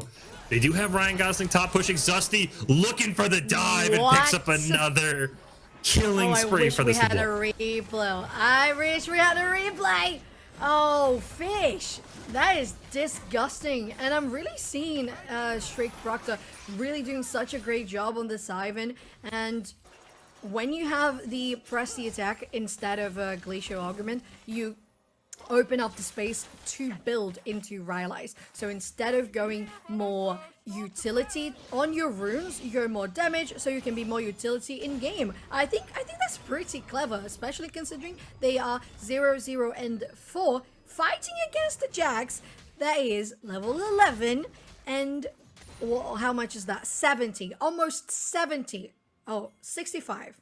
Is that it? Do I know my math? 65? No, 66. 66. There you go. It's a scary large number in the CS difference. You know, I'll trust you on the math. All I know is 152 to 91 is not a number you want to see at 16 minutes right now, because that means not only is Jax kind of flirting with that mythical 10 CS a minute mark, he's just going to have so many items. But again, I think it comes down to how does Ryan Gosling top play it? Split pushing a very, very hard strategy to pull off consistently, especially in an organized game where you're going to have better ways of answering. So I think it's going to be curious to see how this Jax can continue to evolve throughout the game. But I do like what Ole Miss is doing, taking towers where they can get them. They have consistently dominated the tower matchup here. They had multiple towers before GVU got one. They're going to have 2 to 1 right now. That mid turret incredibly low. So I like what Ole Miss is doing. I just don't like the fact that Zesty's still in the game, because there's nothing Ryan Gosling can do right now. Here comes Pluto and Castle as well. This is going to be a 3-man dive. There is no minion waves, though. They are going to get the Rift Herald involved, but Pluto took a lot of unnecessary damage. Yeah, but there's still backup here. Rhino has arrived. A lot of damage from that Herald. It's not going to be enough to take down the tower just yet. Maybe this recall is going to get cancelled. There's no vision, though. And one thing that we can talk about is that overall, the control is by GVU. You see the red wards, and they were all going out towards this top side. They managed to escape. Good for them. It's always very clutch when that happens. And now things are all, of course, going for this bottom side with the next Drake on board. I know on the overlay it says Cloud, but we're not as cursed as that. It's a Mountain Soul that's going to be coming up in play. Mountain Soul probably would be big for both these teams. It does look like it's GVU who's going to hop onto the first one. We do see Icelandic Hero hanging around. Does have the flash if he wants to try and make a tricky play. Go for that smite steal. Right now, it's only him and Ryan. Oh, you see Uncle Sam come in here as well. Teleport going to be used. Zesty is not in the fight. This is the moment to take advantage. The Shockwave rips them apart, and Zesty just now finally gets in. But his team already down multiple members. Castle going to pop that Crescent Guard, immune to damage as long as everyone's outside of it. Now Zesty trying to kite away the best they can. But a great job by Ole Miss. They took advantage of the fact that Zesty had been top lane, and it is going to be the first Mountain Dragon of the game claimed by Ole Miss, and they're hunting for this LeBlanc. LeBlanc. Uncle Sam needs to be very careful, but also gets the shutdown. That's got to feel good. And finally, Ole Miss has something go their way this game. That's lovely for them. They guarantee not just the Drake, but also those kills. There's a lot of pressure that's going to relieve them from just feeling very pushed by the potential of team fighting on the side of GVU. So now opening up that space is gonna have Pluto. They can. Oh, I was gonna say they can assassinate, but they can get assassinated instead because it is an assassin Draktar Kaiser. There you go. Pluto, unfortunately, only level 8 as well. That one, you're kind of just caught on autopilot. You're looking for wards. You get taken out, and all of a sudden, Ole Miss now built up a 2,000 gold lead, and that's kind of going to be their win condition for the rest of the game. It feels like Sophchan. Can they find opportunities where Zesty is not in the team fight and take advantage? Because all of that damage, the Magnet Storm Shockwave combo, was done before Zesty's teleport even finished channeling. Yeah, it's true. Let me have a think about it, because I feel it's difficult to try to gauge what would be a good play for either of the teams right now, because I feel that everything is very even. Just 2k gold ahead for Ole Miss. You still have Baron on the board, 20 minutes just to hit the clock, and overall, both teams have a great potential to annihilate each other should Shogo get peeled off like that, or anything else that happens with those carries. But maybe it'll be the final game where Ole Miss is deciding everything with a split push. Ryan Gosling is just doing so. Great ward down there as well. You can see Minstar and Pluto are on their way down, as well as Castle, so potentially looking for a pick onto this Jax. Meanwhile, Zesty hanging out on the top side of the map, going to try and stop that back from Uncle Sam. You see that top tier 1 at about 5%. Be a nice infusion of gold, but again, Ole Miss has really done a great job. You can see 3 turrets to 1, all of the tier 1 towers taken for Ole Miss. Only that bot tier 1 eliminated for GVU, even with the Rift Herald being dropped, and this is where Ole Miss needs to take advantage. I think they need to take another team fight here. Zesty is top. Zesty does not have teleport. If I'm Ole Miss, Sophchan, I want them to fight somewhere on the map on this bottom side. And that might be exactly what they're going to do. They're going to jump right on top of Castle. And they're going to immediately get the elimination. Unfortunately, they are going to lose one themselves as well, as we do see. Here comes the rest of the fight. Daisy going to be there as well. Sliding the hero gets gripped in. And just when I thought they needed to do that, they throw their advantage away. They just get caught too close to the tower, and a great bone skewer. Potentially gonna be another one, but a shockwave interrupts everything. And here comes Ryan Gosling. The fight is not done yet. Zesty is still hanging out topside. 2 more kills. Pluto now trying to run away. The W is going to land into the Killer Instinct. And all of that while Zesty is stuck topside by himself. That is a great play. I love that for Ole Miss, and I'm not going to say it's because that's what I said they should do last game, but that maybe it is, and I should be patting myself in the back. So just explaining further what I was mentioning is getting into a mid game where there's not much of a lead and you have a composition with the Jax or with the Aatrox in the last game where you were focusing split pushing, as this is right now. You want to have the split push diversion going into a flank in a team fight. Teleport is going to come out here. This is bad news for Strict Proctor. He is going to join Zesty. Zesty, though, is incredibly low. Is going to get stunned. Shockwave is going to come out, and this LeBlanc with no mana is just simply a sitting duck. It is going to be a kill picked up for Icelandic Hero. And right now, GVU, all of that momentum has gone away, and we're going to maybe get a Baron attempt here for Ole Miss. Castle still on the board, has the flash and the smite. Jackson and TP down to make sure this is a 5v4 in favor of Ole Miss. And they have vision, a lot of damage coming out to Pluto. And Ryan really wants to zone them away. Civet still in the mid lane, might be spotted out by that wave of minions. And not even Daisy can try to zone them away. That Baron is going low, fish. Keep an eye on Castle, though. You can see him in that tri-bush. I think he wants to try something. Again, he does have the flash available. 2,000 health. Is he going to be able to go over the wall and get it? It looks like a stop DPS is called. And Ole Miss able to finish it off. Thought might be a smite battle, but not even close. Now Castle does get the teleport from Zesty, and it made it look like Icelandic Hero went too far. Now your Uncle Sam is caught in a 3v1. Ryan Gosling trying to do everything he can. This Jax, though, simply not fed enough. Forced to hop over the wall. Why? Should be elimination. Castle's got to be careful, though, and the execute just in time. Gives over the kill. Why? Fish, why? You know that 2 rules, maybe more rules about League of Legends, but 2 rules. You have Baron, you don't fight. You have Elder Drake, you fight. Yep. Right? Yep. They got the Baron. Wasn't even a smite fight. You said it yourself. Icelandic didn't get the final blow. It was Shogo. The ADC guaranteed and secured you the buff. And then you just go, yo, enemy, I feel like we're strong enough. You know, this Jax is very fed, like Dione once was. So we're going to give you our heads in the platter, I guess. Rhino? You're one of your team's only 2. Okay, is Icelandic hero going to try it? No. Tried to maybe dash over the wall. Did not work. I'm disappointed.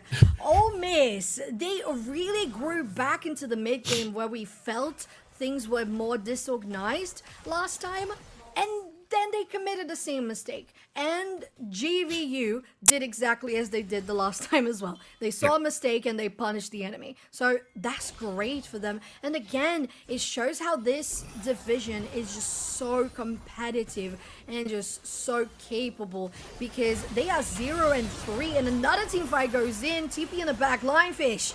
Pluto gets absolutely obliterated by the Magnet Storm there from Rhino. So support down. We do see Zusty coming up. Daisy going to be called in here as well. Uncle Sam and Rhino going to give chase. Zusty taking a ton of damage. Here comes the rest of the forces. Shogo's the last one to the party, so it will eventually be a 5v4 as Castle taking a ton of damage, forced to blow that crescent guard. And with that defensive ult used, I think this will just be a straight up disengage. Though Zusty is very low. Shogo went for the killer instinct and the kill. And that is, I mean, if that's 10 HP, Zusty is lucky. A great body block by Daisy. You know, that's what they wanted from the Ivan. They want to be able to go in. No, you don't want someone to go in the back line. You want someone to be the front line with an engaged possibility, and they can do that. Man, that was very, very close to knocking them down. Just 10 HP left on that bar. And we have arrived to the 26-minute mark. 50k gold for Ole Miss. Just 2k gold ahead. That has remained 2k gold ahead for the last 5 minutes, even though they guaranteed a Baron buff. Right now, how many do have a Baron buff? I think nobody has a Baron buff anymore. It's just the power play was not as powerful as it could have been because they chose to fight in a very closed off area when you have a LeBlanc. Like, why? Speaking of why, Zusty and Pluto might be asking that question. They're going to hop onto Ryan Gosling, blows the ult, and forces the retreat. And unfortunately, LeBlanc only level 14. And I mean, it is 120 CS up for Ryan Gosling over this Ivern. And as much as we praise Strict Proctor for kind of having a decent game on what is a very, very off-meta pick, that Ivern top, the problem is now becoming, Sophchan, this Jax is just so far ahead. He's basically unkillable and can split push at will unless he overcommits. They're sending 4 members to the top side of the map, but that means Midstar is all alone. The crash down into the Magnet Storm, easy elimination. They are going to be able to pick up a basically equalize their top side is Grand V with that kill onto Ryan Gosling, but now you're down your 80 carry. I think this is a trade you'll happily take if you're Ole Miss because Shogo is still on the map. At this point, I'd rather just split push mid. Whoa. They are going to get a hook on Uncle Sam into a route. Now Castle going to go in. Crescent Guard is going to be used. They are going to be able to get a pick onto Orianna, and that just felt like Ole Miss overstaying. It was not just an overstay. It was a good read by GVU as they're going to try to push a little bit more, but there's a lot of damage that can be dealt by the Kai'Sa. It's not just the Draktar. You also have a Rabadons. This ADC is as hybrid as it can get, and she's going to be dealing so much damage. At the end of the day, this wasn't as bad for GVU as it could have been. Because to be fair, this could have been taken down like this tier 2, maybe even the tier 3s. Whoa! Was that a snipe? What? I think that was a killer instinct into the snipe. Oh, okay. Absolutely. Well, I was talking about the tier 2 taken down. There it is by Shogo themselves, just alone on their own. Very well done. But still, this has been one trait that can do super good for them, but really costed them a couple of times so far. Yeah, the nice thing is when Shoko goes in, Shoko doesn't have to go into melee range, as we just saw there. These Void Seekers, by the way, with that Rabadons are doing a ton of damage, basically just spamming them out on cooldown, chunking down the enemy team. We do have Dragon and Baron both spawning relatively soon. It's 2-2 on Dragons, and I think a Mountain Soul, maybe the furthest thing for both these teams' mind. I think this Dragon fight's the next big one, and maybe the biggest problem right now, Shoko's level 17. Ryan Gosling's level 16, Sophchan. Nobody's above 15 for the side of GVU. That also means, Fish, that Shogo's going to stop growing, right? They're going to be full build. Are they full build already? Oh, yeah, they are full build. Wow, that's insane. Yeah. Okay, so they are full build. They're just one level away from completing their final level up on abilities. And that means there's going to come to a halt on how much this Kaiser can do. So for Ole Miss, they've got to finish it right about now. Soul point guaranteed for Ole Miss as we speak, Fish.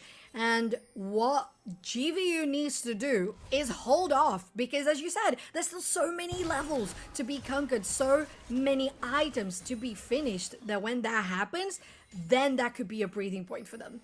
I think the question becomes, can they survive that long? They haven't won a single team fight in quite a while, outside of a couple of good picks on some Ole Miss overstays. There is a Baron up, but you see on that bottom side of your screen, Ryan Gosling top just doing what Jax does, pushing into that bottom inhibitor, drawing attention away. I do not think Strict Proctor in the tower even can defend against what Ryan Gosling wants to do here. He's going to try and stall at the mini waves as long as possible, but this just means Baron is basically free. You have Zusty topside, Castle's right there as well. Castle does not have the flash. He can't extend his charge range with the Xin Zhao W. Here comes that teleport from Ryan Gosling. They want to make sure this is not even a smite fight. Crashdown going to go in. Crescent Guard is going to be used. Flash forward with the leap, and Castle is eliminated. This should be a very, very free Baron for the side of Ole Miss, and this should be clean up city as Pluto just disappeared from existence. Oh, Minstar? Here. Yeah. You're in between the support. There's the Magnet Storm. This should be a free Cyclone. Uncle Sam going to get in there as well. Can Rhino survive? No, they cannot. I think you'll take that trade. Support for ADC, and this feels like it's leaning towards game as long as Ryan Gosling can keep shoving with that Baron buff. Well, maybe, again, I'll say it again, maybe they did listen to what we talked about, and they're committing to that split push, they're committing to the diversion, and then when they actually have them in the team fight, they can really do some nasty stuff. Zusty is going to be taken down here because you're not going to fool Shogo with your tween, but the rest of the team, GVU, wants to defend this. Crescent Guard going to go out. This might be the last hope, but this Jax is just absolutely on fire. The execute is going to go down. Nice 1,000 gold bonus, but I think it's too little too late as Ole Miss gets the ace. They're in the base with Baron pushing, and we are heading to a game 3, Sophchan. Ole Miss survives the Zusty LeBlanc this time. I think the question is it let through or is it banned? I think that's what everybody wants to know, because look, I admit I can eat some crow in the fact that they did win with the LeBlanc available and play. I don't think that they won because Oriana was out playing LeBlanc. They won because that Ivern play did not work in any sort of way like I think they had hoped it was going to work. Ryan Gosling farmed and farmed some more, and when his crops had grown, he pushed down and absolutely destroyed everyone. Yeah, and it's something you pointed out on the draft, right, Fish? It wasn't an Ivan that got countered by the Jax. Yeah. It was an Ivan into the Jax, which is definitely something that you need to point out when you see a game like that. And I don't know, it makes me a little worried for GVU because we have seen that they do quite a lot of game 3s. So is this going to be another game 3 the game 3 that they end up losing and keep with the 0-3, now 0-4 in this hypothetical scenario? damn, that hurts. That hurts because we found such great things in Hmm. that gameplay in the first game of the series that maybe going so much outside the box wasn't the best play. And well, if you do want to go outside the box, go with something that, I don't know, can counter your enemy, right? You don't do pick something outside the box to counter yourself. That's just a little bit counterintuitive. It's just a little bit. Yeah, that was again, as you said, that was R5 Ivern. R5 is maybe the most, some people say, the most powerful pick in the game. You get a counter a lane, Yes. and you picked Ivern top, and it just simply did not work. But you set it up perfectly, Sophchan. We head to game three. This is the third game three in 4 weeks for Grandview. They haven't won the previous two. Can they change their fortunes, or can Ole Miss move to 4-0? You'll find out when we return with our Legends game three here in the NECC, coming up right after this short break. Welcome back to the NECC. Fish and Sophchan are getting ready for game three of our first match of the night here in the Legends A division. The best of the best, Sophchan. GVU, Ole Miss. One team 0-3 in GVU, one team 3-0. Somebody is going to pick up a win here in this next game, and I cannot wait because, again, we talked about when we came in. Yes, the records look like this is going to be a blowout. It has been anything but. GVU has given Ole Miss everything they can handle, and that is why we're in this do or die game three right now, which is so important for both these teams. It is. We're talking about game threes that have been happening a lot for GVU, so this is no exception to the rule. The only thing that we saw being an exception was them playing against Maryville last week, which makes sense. You gotta respect the team that has been the top tier of collegiate in North America for such a long time. So I think I'm such on the same board as you because of fighting Maryville just so early into the group stage. You have them in your third round, then you come up to this match with the unbeatable team so far with 3-0. You're just like, okay, I think we can do it. They throw in a good, solid game, especially super consistent in mid game. Then they decide, all right, I think we can be a little more creative.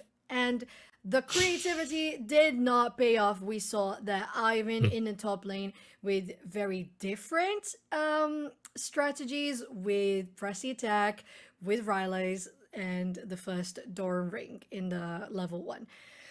The problem, moreover, was it was the last pick. It was the pick onto a Jax. And that just feels super rough. So far, the bans started out very similar. We had the Senna going out on every game so far. But, Fish, are we gonna see? Oh, they have the Ziggs again. Why? Do they ban the Ziggs? Why?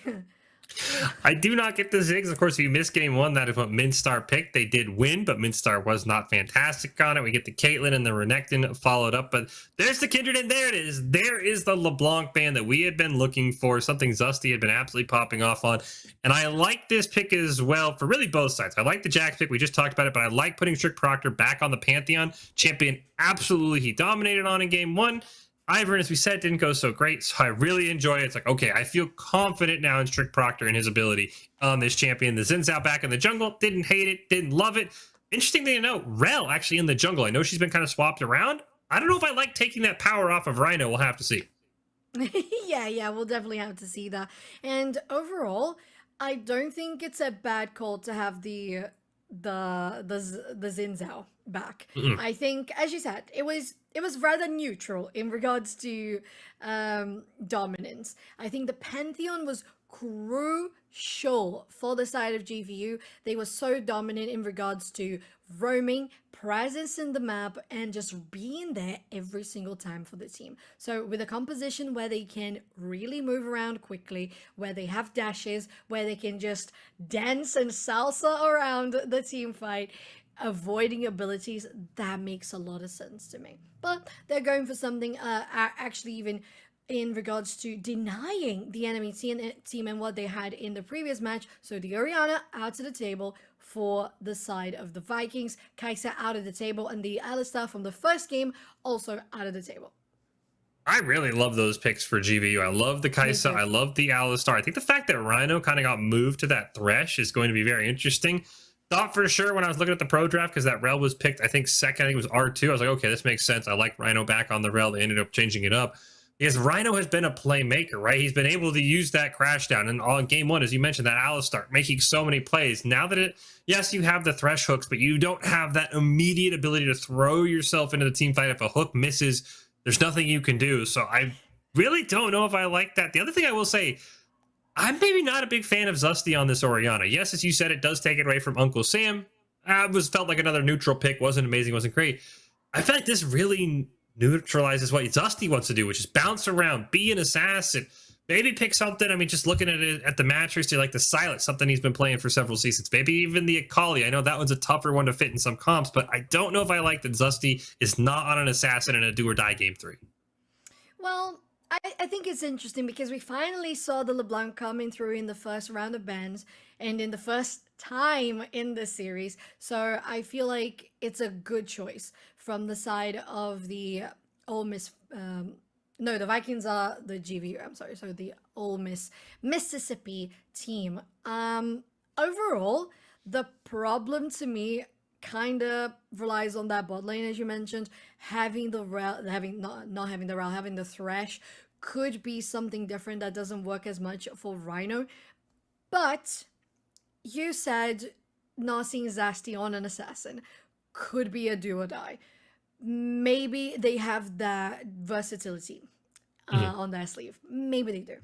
Maybe they do. I haven't seen it so far, but considering how great they are with macro of map and control of the map, I feel like they could be good at it because the Orianna is most likely just going to be focusing so much on helping the other lanes in the mid game more than even trying to do anything by herself because she doesn't have as much damage as the LeBlanc. She can't just be alone. So it's going to be more of a team player as we kind of tried to see from the Ivan. That didn't quite work. So maybe this would be even better because you're going to have the shields, you're going to have more crowd control, and I don't know, it's just much more meta than the Ivan Presti attack. I'm still struggling on that.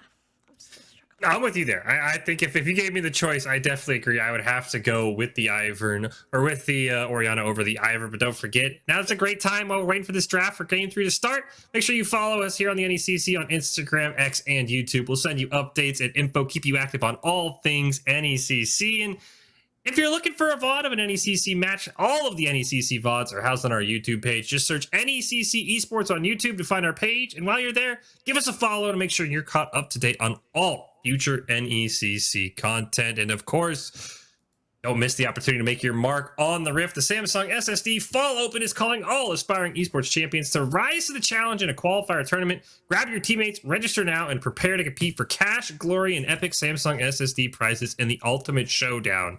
Make sure you check that out as well and make your mark on the Collegiate Rift, which one of these two teams is about to do.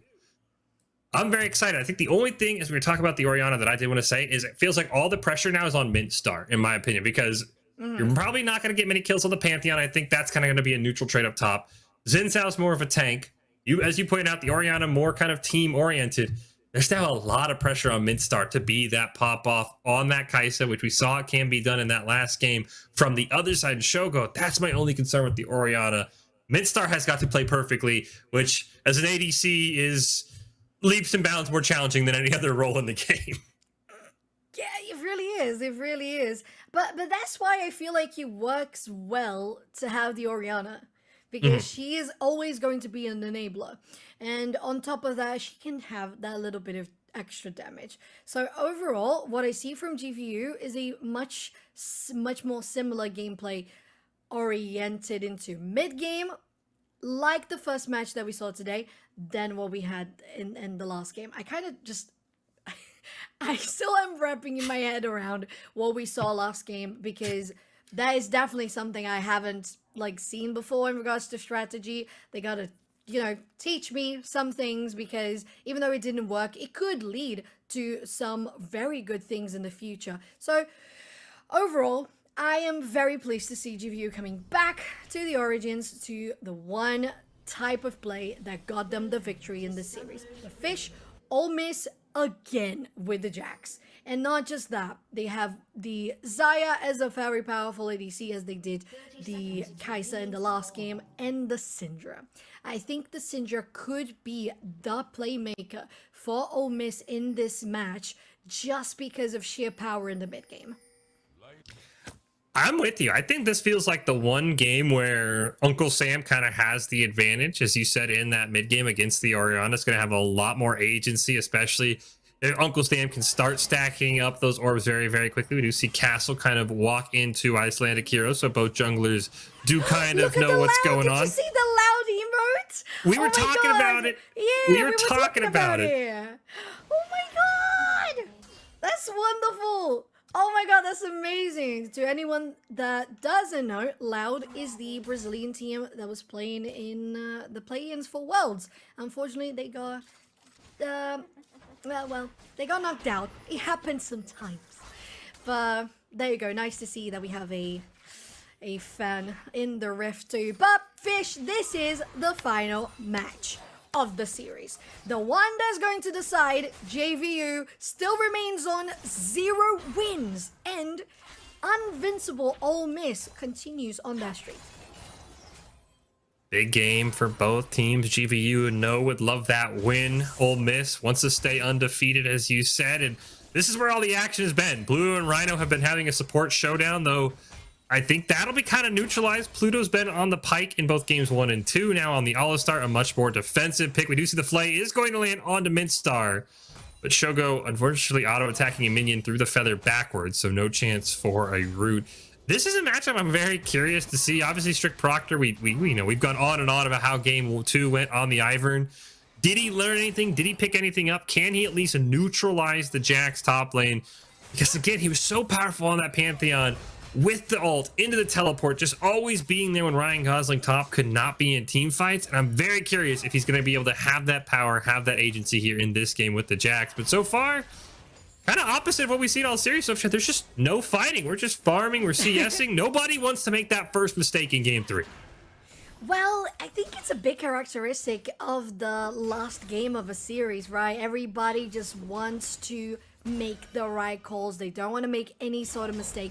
And with that being, as we said, very important in the overall standings for NECC, none of them want to make the first step into a dive that goes wrong.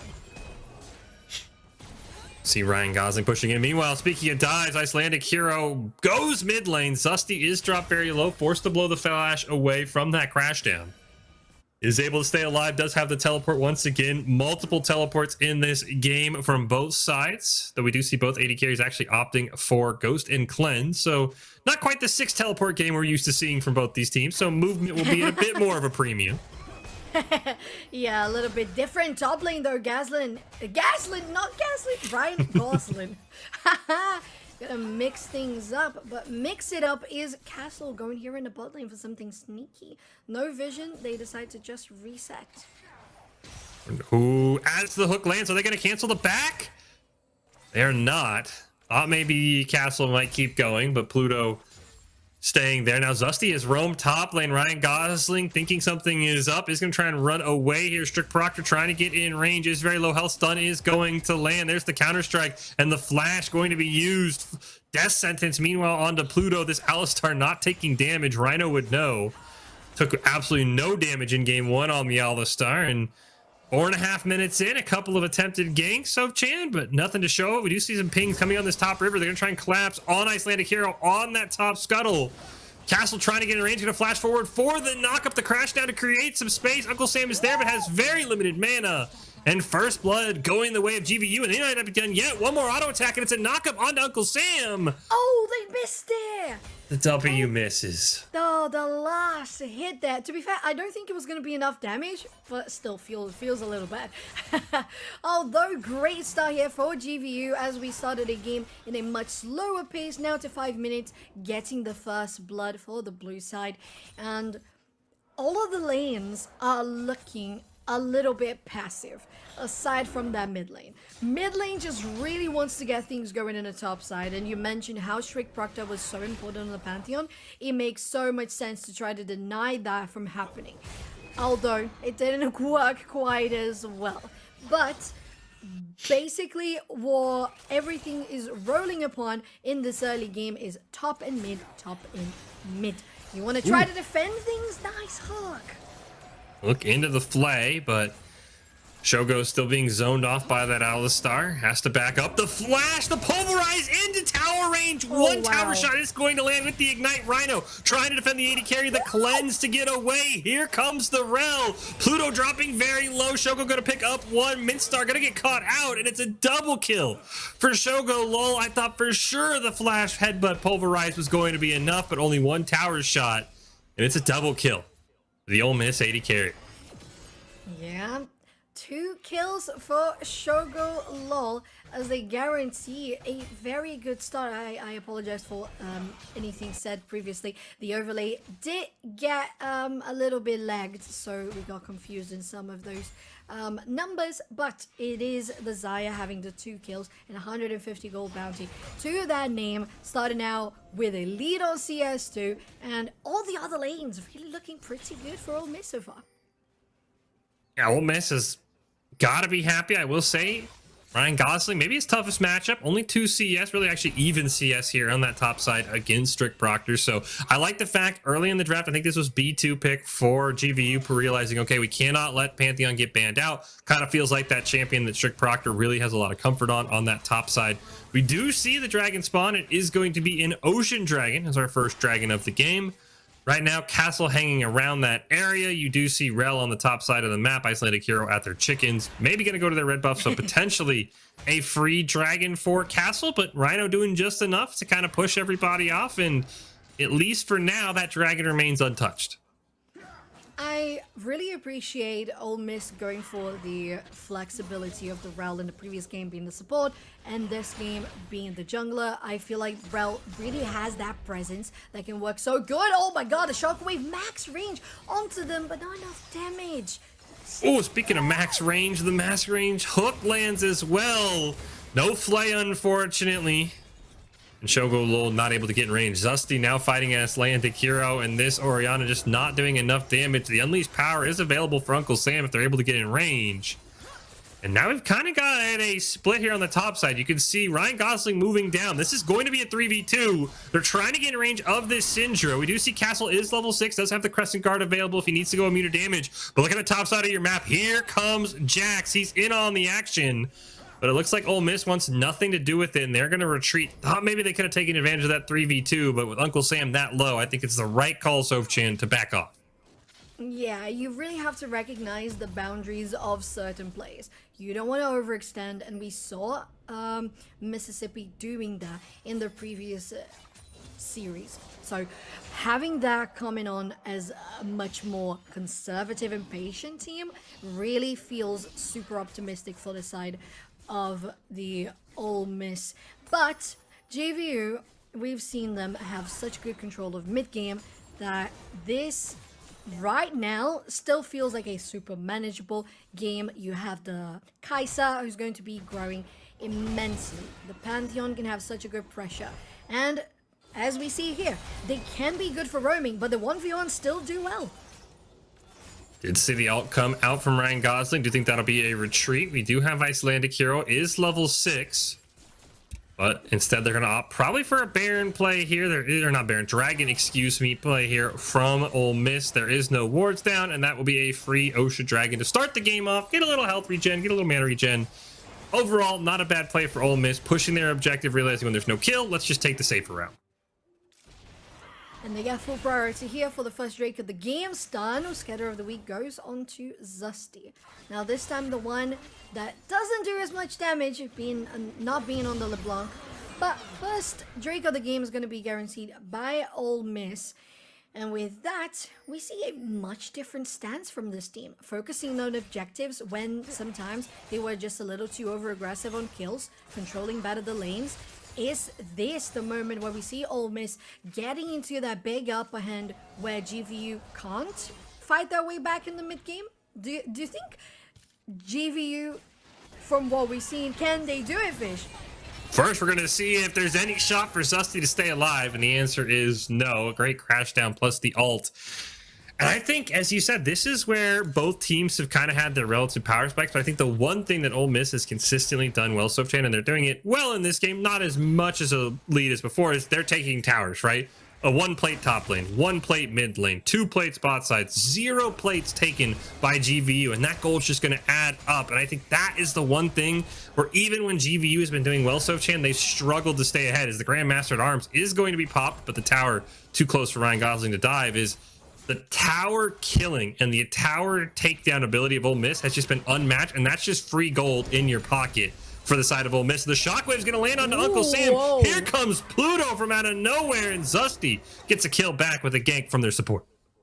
That's very great. That's very nice. And I totally agree with you. You have some pressure that comes from the gold not being well distributed around the map, but the Herald taking those platings definitely helps a lot for GVU, as they got a nice roam and a counter there in the mid lane to, even though it was a flash used by Pluto, you guarantee that you take down the mid lane. Uncle Sam still has that flash, but top lane, Ryan Gosling has to try and escape. They look like a moment like they might dive there. We do see the Unbreakable Will going to be blown on the bottom side of the map by Pluto. As we do see Icelandic Hero coming in, that Magnet Storm is available, but there is no minion wave. And as you can also see, Icelandic Hero walked right over a ward. Rhino will take care of that.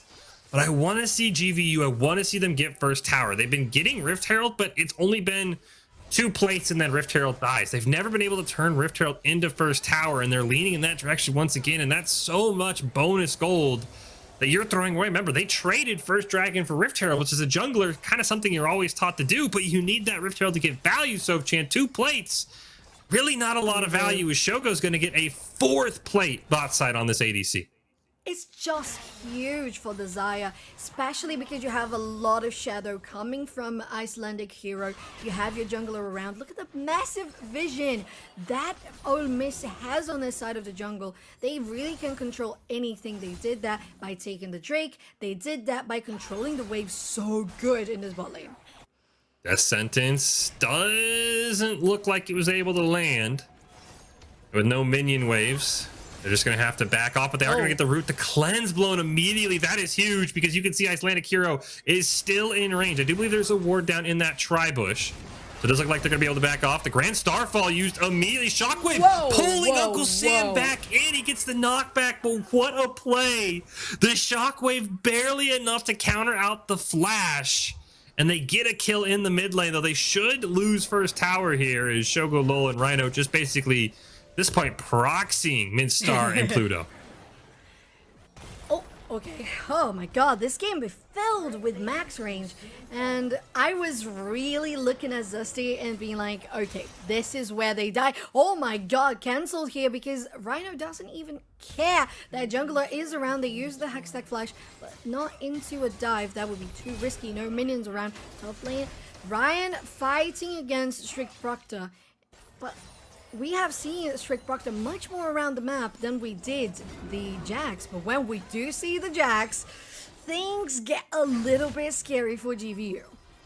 Good news is right now, Jax and Pantheon basically even. It's actually an assist in Strict Proctor's favor after we just saw that Grand Starfall mid. So a little bit extra gold in Strict Proctor's favor. So I think they'll take that trade. Of course, we also see Strict Proctor does have the teleport available as well, while Ryan Gosling does not. So a kill here would be massive. With Dragon spawning in 25 seconds, Ryan Gosling trying to do as much damage. One more auto attack, but a great flash from Strict Proctor gets him out of harm's way. Meanwhile, speaking of harm, Featherstorm going to be used bot side. Are they going to get the recall to try and get the root? A flash away, but Rhino still gets stunned. Meanwhile, you see Rel coming down from jungle, but is it going to be enough? Rhino is the focus. Shogo with a great flash away from the wind becomes lightning to avoid the Xin Zhao charge.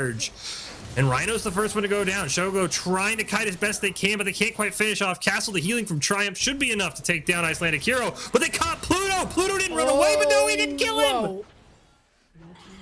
What? I'm left speechless after that one. I was sure it was gonna be a kill, but it wasn't. Icelandic Hero uses that flash to go into the bush. They knew that was a very juicy beef lying around, just waiting to be turned into a grilled steak. But it didn't happen. Pluto survives, and Icelandic hero dies themselves. And all of a sudden, we see again GVU doing very well in maintaining some sort of a stability in the mid game. We saw things going super good for Ole Miss so far, and then all of a sudden 3 kills given extra for GVU. Now 6 and 3 for the opposition, and just 1k gold behind. Considering there were so many platings taken by Ole Miss, this is GVU really standing their ground. Yeah, I'd love to see how much gold. Oh, we'll have to get to that in what? a second. As Ryan Gosling says, it's my turn. Do not come to my lane. Strick Proctor finally picks up the solo kill. Because as you said, I think 5 plates went onto Shogo. At least 1 or 2 was solo plates. So that Zaya is going to have a ton of gold. They're going to hop wide onto the Dragon. Though I do think that last play bot side that we were just talking about, complimenting GVU, I'll be honest, Sophchan, that felt more like Ole Miss doing Ole Miss things, right? Overextending, Shogo's fed, Snow stay and fight. Like, Rel had no reason in running into a 2v4 looking for a kill. It just feels like Ole Miss is almost their worst enemy at times. Oh, nice really hook. Is. Oh, nice hook going into the cage too. Unfortunately, Unbreakable will comes out, so Pluto's taking basically no damage right now, but they're basically full ignoring Mintstar, and somehow Mintstar able to pick up the kill. Would have loved to have seen Shogo change targets. Here comes Icelandic Hero, going to use that Magnus Arm and the Crash Down, but once again, it's a 2v4. We need to just run away. We need to disengage if we are the team in red, as they lose 2 for none. Shogo able to make it out, but once again, this sort of support bot jungle combo for Ole Miss are just being too aggressive right now, Sophchan, when there is no vision around them. And not just no vision, but no reason, you know? Yeah. No reason to fight that aggressive. There were moments where we saw like Ole Miss having such a good result. Why? They were going for fights close to the Drake. We saw the pressure with vision around the area. They got kills in the ball lane because they got the objective. The objective led to kills, the kills led to the objective. But this time, there was no reason to be so aggressive like that. Of course, there was a Herald, yes, but there's still a couple of minutes on the board for this Herald to be alive. It's not going to despawn in 2 minutes plus. So there is enough in Summoner's Rift for you to do. Then start something that doesn't lead you to resources. And unfortunately for Ole Miss, they have been doing that quite frequently. And GVU knows how to punish it as well. You would think Rhino, of all people, would know how tanky an Alistar is. He lived that life in game 1. And moo. It's just Pluto just with the reverse psychology, as you said, a nice tasty steak on a Wednesday night. As Pluto is going to try and jump onto Icelandic Hero. Meanwhile, topside, this is where I think Ole Miss needs to make their move. Ryan Gosling starting to widen the gap against this Pantheon, starting to become unkillable in the 1v1, picking up another one, going to get out of range. Oh my goodness.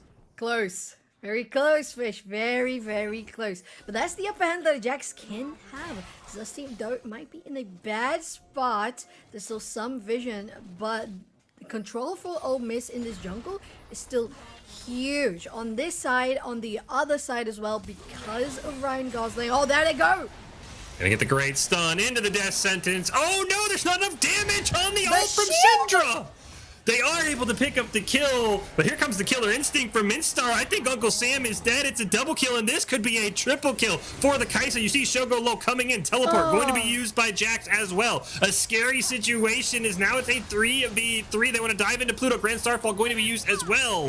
Featherstorm comes out, not able to make contact. The stun lands as well. Ryan Gosling trying to get one more auto attack onto Mintstar with the counter attack active, and he picks up the kill. Now should be able to leap over and power takes down the Alistar. Somehow Shogo Low, by the way, survived off screen, and what clearly should have been a GVU win is turned into disaster. Well, it did. It not just turned into disaster, I think it turned into a big trade overall. I was looking at Mintstar just at the edge of the screen, just pinging, please send some help. Pluto goes over the wall, but Ryan is too strong at the moment. They have that Divine Sundra. They were on 2 kills, now on 4 kills. 0 deaths, 400 gold bounty on their head, really stacking things up with around 20 CS ahead compared to the enemy Pantheon. I feel like this is the moment where Ole Miss sees, oh, yeah, again, oh, yeah, our strong point, our strong link is the Jax. We have to fight with how the Jax goes around the map. How's going to be the split? How's it going to be in regards to flanks? The flank worked. There you go. You separate the enemy ADC. ADC already used their killer instinct, as you said, going on to those kills in the backline. So they are left absolutely defenseless. Against the Jax, you can't do anything. So for Ole Miss, they have to win on top of that. They have to win on the back of that. But do you have anything in particular for GVU, Fish? Because things are starting to look a little complicated. Well, I'll wait on that. Oh, no! Oh, Jesus He almost Christ. did it again, but this time he does go down. Meanwhile, mid, Crescent Guard going to be used by Castle, but a max range death sentence onto Midstar is going to be enough, though. Sholo almost taken out here. And now your question that you just asked 30 seconds ago, Sophchan, gets infinitely more complicated because it felt like GVU had an advantage. They're still fighting. Castle trying to get anything. Wind Becomes Lightning is going to straight miss. Unfortunately, a great flay to stop the audacious charge. Someone do damage. And please, someone attack the Xin Zhao. Finally, they're able to kill the Xin Zhao. There's a lot of whiffs. So funny because the Syndra had full mana. There she is. She has full mana. Why you're not using the abilities? But there you go. Oh my god, Milling destructed. And a 1v2 is going to turn into disaster for GVU. Ooh, Strict Proctor is about to be very upset at his support because Ryan Gosling got knocked into Strict Proctor with the Counter-Strike active. But to revisit your question that you asked me a minute ago when GVU still had, I think, even in gold. That is how quickly things have changed on the Rift. I do think Ole Miss is giving you opportunities to win. That last fight bot lane before the most recent fight where Jax bailed them out, that should have been an easy kill. You saw Uncle Sam stop attacking, thought the Unleashed Power was going to do more damage than it did, ends up costing Icelandic's hero's life, stays too long, and Minstar gets a kill.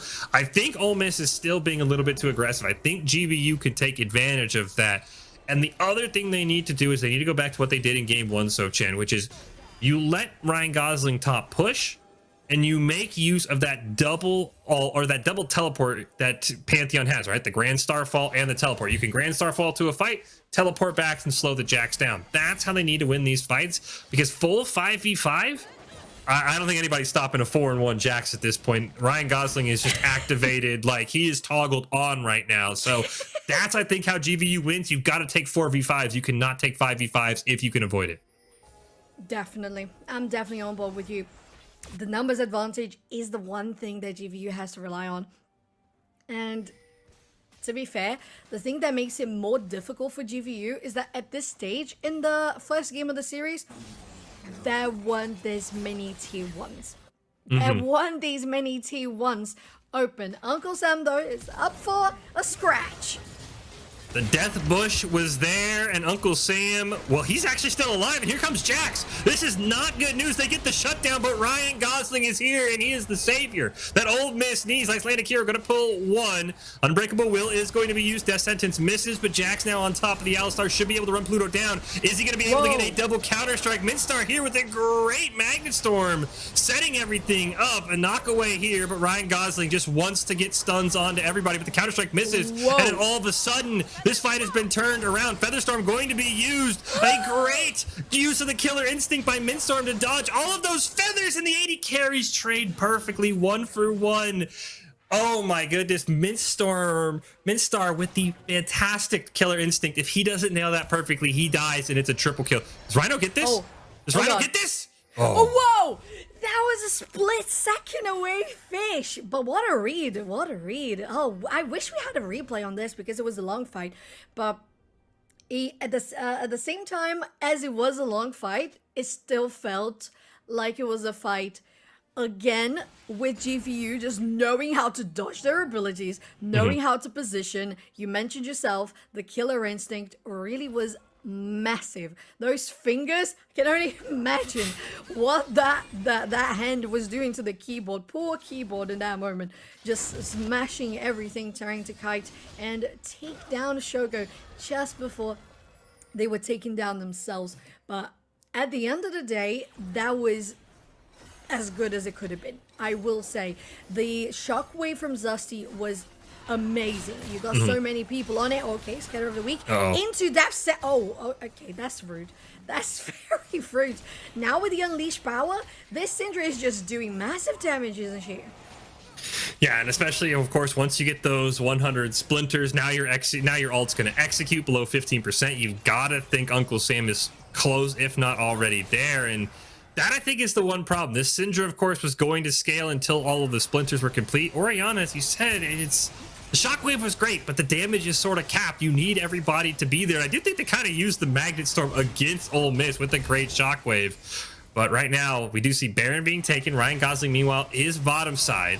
There's a teleport up for Strict Proctor, but not probably going to be able to use it because Ryan Gosling is destroying this tower. You see the demolished proc, and it's a bot inhibitor turret taken immediately for Ole Miss. Oh, by the way, they get Baron, and oh, Sophchan, they listened to you. They did not fight with Baron, though Ryan Gosling might pay the ultimate price. He still can win this, I think. He's going to pop Grandmaster War, maybe look for at least one kill. Does use the stopwatch. The Zhonya's, but not able to take care of it, so they do at least get one kill in return.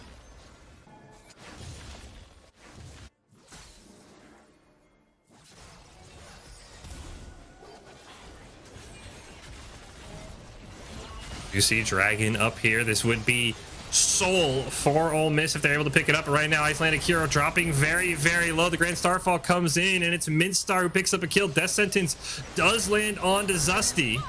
Shogo going to use that Feather Storm, going to recall, immediately destroy Castle, try and take the Lantern back, but not able to survive. And GVU is going to deny this Soul more than likely here, unless Uncle Sam, who does not have the ult, is able to make a play. The health bars are low, however. The Scatter of the Week potentially could do massive damage. Objective Bounty is going to be claimed. Rhino going to go low, and the Scatter of the Week not able to hit anybody. At least one person down for a total of 3 people on the side of Ole Miss. So GVU denying that soul point. That not enough damage on the Scatter of the Week. Vision granted in this Tribush as Uncle Sam wants to keep on pushing. Of course, you have the Baron buff, so you can have pressure on this lane, trying to get even more of the wave pushed. But I am seeing GVU again finding a way to fight back. But I think it's still a moment of decision. Again, do you just send Ryan Gosling to split? Because maybe this is a moment where it still takes too long for GVU to stack back into resources to then take down the whole entirety of mid lane. Maybe it's just faster to have Ryan Gosling going into the backline. That inhibitor is exposed. Bottom lane, you could just go there, open another hole onto the Nexus turrets, and maybe that could be it. Maybe that's the play. I'm with you. I think the inhibitor is the play, but the one thing Ryan Gosling needs to recognize, and you can see that already, is that GVU is kind of predicting that. They're all hovering around that bottom side. They're all trying to basically jump in on Ryan Gosling. I think the other thing that Ryan Gosling needs to do, and this was just sort of a micro play, is he needs to make sure he's pushing a lane that no one has interest in. He's pushing bot lane when Dragon's spawning. Naturally, the whole team wants to go bot lane, and he put himself in a situation where he got taken out before the Dragon fight, and it made out a 4v5. So now with Dragon spawning and Baron at almost the same time, you have a little more luxury, but I think he needs to make sure he realizes, look, oh, Dragon spawning, I need to push top side. Baron spawning, I need to push bottom side. That, I think, will give him a little bit more freedom, Sophchan, because he kind of walked into his own demise, and that just put Ole Miss on the back foot right away. Yeah, definitely. And it's happening once again. They're here on the bottom side, but the rest of the team might have that back fast enough, especially with that much vision and control of the side of the jungle. And this is where Ole Miss's tower pushing is just winning them this game. It is 6-1 in towers, and they just have so much permanent push in almost every single lane. We do see Ryan Gosling looking for a play, but here comes the killer instinct from Minstar, but it was right into the counter strike. A great scat of the week, and only had a stun onto 2. Ryan Gosling will survive. Would like to maybe see a 1-3-1 here from Ole Miss. Put Uncle Sam up in the top lane, get this pressure split across the map. The amount of damage they're doing, you see Ryan Gosling going to hop onto that bot inhibitor. Has to be very careful, though. This is where Ole Miss has to be very, very sure they don't throw away their advantage, Sophchan. Yeah, they do, because this could open up that spike we mentioned for the team fights to just be won by GVU. If you can't position your Jax, your biggest threat, well, then how do you finish up the game? There's just barely 2 minutes on the clock for the next Drake. Still the soul point for Ole Miss. 2.5 for the next Baron. That was utilized well by Ole Miss, but not as great as it could have been, considering it was just one lane that was exposed, and it's still the same lane that's been focused on. But now Strict Proctor is just always there. Proctor is there. You can see Midstar hanging just off of vision. So Ryan Gosling doesn't know, but he's wizened up. You can see just how much this GVU team is shading to the bottom side of the map. They want to get a pick onto Ryan Gosling because, as you can see, Baron's up in 1:50. But that dragon, that infernal soul potentially for Ole Miss is spawning in just 60 seconds. And this, Sophchan, is where I would love to have seen top lane shoved out more by Ole Miss. Imagine if Ryan Gosling is pushing that top inhibitor turret. Instead, he draws so much more pressure. Now he's forced to kind of give away that split push advantage. He has to set up for the dragon. Really think that is one thing Ole Miss missed on, is when they had that Baron buff, is maybe sending that Syndra up in the top lane, getting more pressure on the top side of the map. Oh, exactly. That's what I was thinking. You want to have at least someone in the opposite side of the map. And sometimes what works is just a 1-3-1 formation, right? 1 top lane, 3 middle, and 1 bot lane. It just works like a charm every single time. So if you have one threat, you're just always going to make the enemy try to choose what is going to be the focus. And if they focus the other side, you take the opposite. So it's fairly easy to execute. So for them, I would say Ole Miss just has to do that. That's what they need to do. 50 seconds for their Baron, 2 seconds for the Drake to spawn. And is JVU going to be able to deny another soul point for Ole Miss? Here comes Ryan Gosling. This is a 4v5 until the Grand Starfall gets used. They got to go quickly, and Castle is going to be taken out. Grand Starfall used. Zanya is going to be picked up here by Ryan Gosling to stay immune. Meanwhile, Magnet Storm to just separate the team. The stun from Ryan Gosling is Pluto just left all alone. Icelandic Hero will be burst down. Susty with a great Zanyas of their own, but it's not going to be enough. Strict Proctor, the last one to fall. It will be an ace for Ole Miss. And with enough minions pushing mid lane, I think this will be GG, and they will move to 4-0, Sophchan, in a very tough series against GVU. Definitely definitely tough fish, but this is going to be the 4th win in a row in regards to series. Standing points for Ole Miss, as they have the minions, they have the open base, they have no need for a Baron as they push in and just count that time. Okay. A preemptive flash from Castle just to say, I am going to deny you the stylish effect of this win. You get the win, but you don't win the fashion battle. It's true. But at the end of the day, I think they'll take the win in the standings more than the fashion battle, because 4-0 feels really good. And again, for GVU, yes, they're 0-4, but 3 of those 4 losses have been in game 3. You can feel like this team is oh so close to turning the corner. Maybe getting a little bit too cute in the draft. I think that's kind of something that'll live in the back of everyone's mind, is you had all that momentum and then you threw it away with the Ivern top R5. Yeah. But again, Ole Miss answered the call. Ole Miss did everything they needed to do, and that last fight was a perfect example. They took the 5v4 that GVU had been punishing them with, and by the time Pantheon enters, it's 5v4 because they already had eliminated Castle and that Xin Zhao. Yes, exactly. And we saw that happening over and over again, which is so unfortunate for the side of the Vikings, because 2 games in a row, you had the Xin Zhao. You said it yourself, it didn't feel like it was that big of an impact. Felt a little neutral. And every single time, it's not a big front line. It's not a Sejuani, right? You're not going to go directly into the back line like a Vi. it just was falling short every single time. You can use your ulti, yeah, but Syndra can just press her R as fast as you can press your R, and then you're just dead before the ulti can even activate. So I think it wasn't just because of those choices on the side of the draft from GVU, was also the draft from Ole Miss. I super appreciated the Syndra. It was super balanced for the team.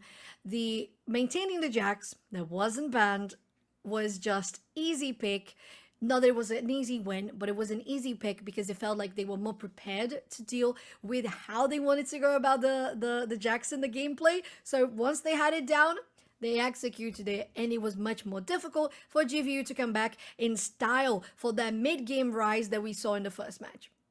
And I think the other thing is just Ole Miss controlled the map. Yes, they might have made some misplays in terms of the macro positioning, but every single game it was 4 towers to 1, 5 towers to 2. I think this last game even might have ended like 9 towers to 1. Ole Miss did enough with the towers to take advantage. But we are not done on the NECC. We are done with our game. Again, Ole Miss moving to 4-0, GVU falling to 0-4 in the Legends division. But we have one more series left here on the night in the NECC. We go to the Challengers West division. It is Fresno State taking on the Colorado College Tigers. That'll do it for myself at Sophchan. We'll be here hopefully next week. But don't go anywhere because there's more League of Legends coming up right after this.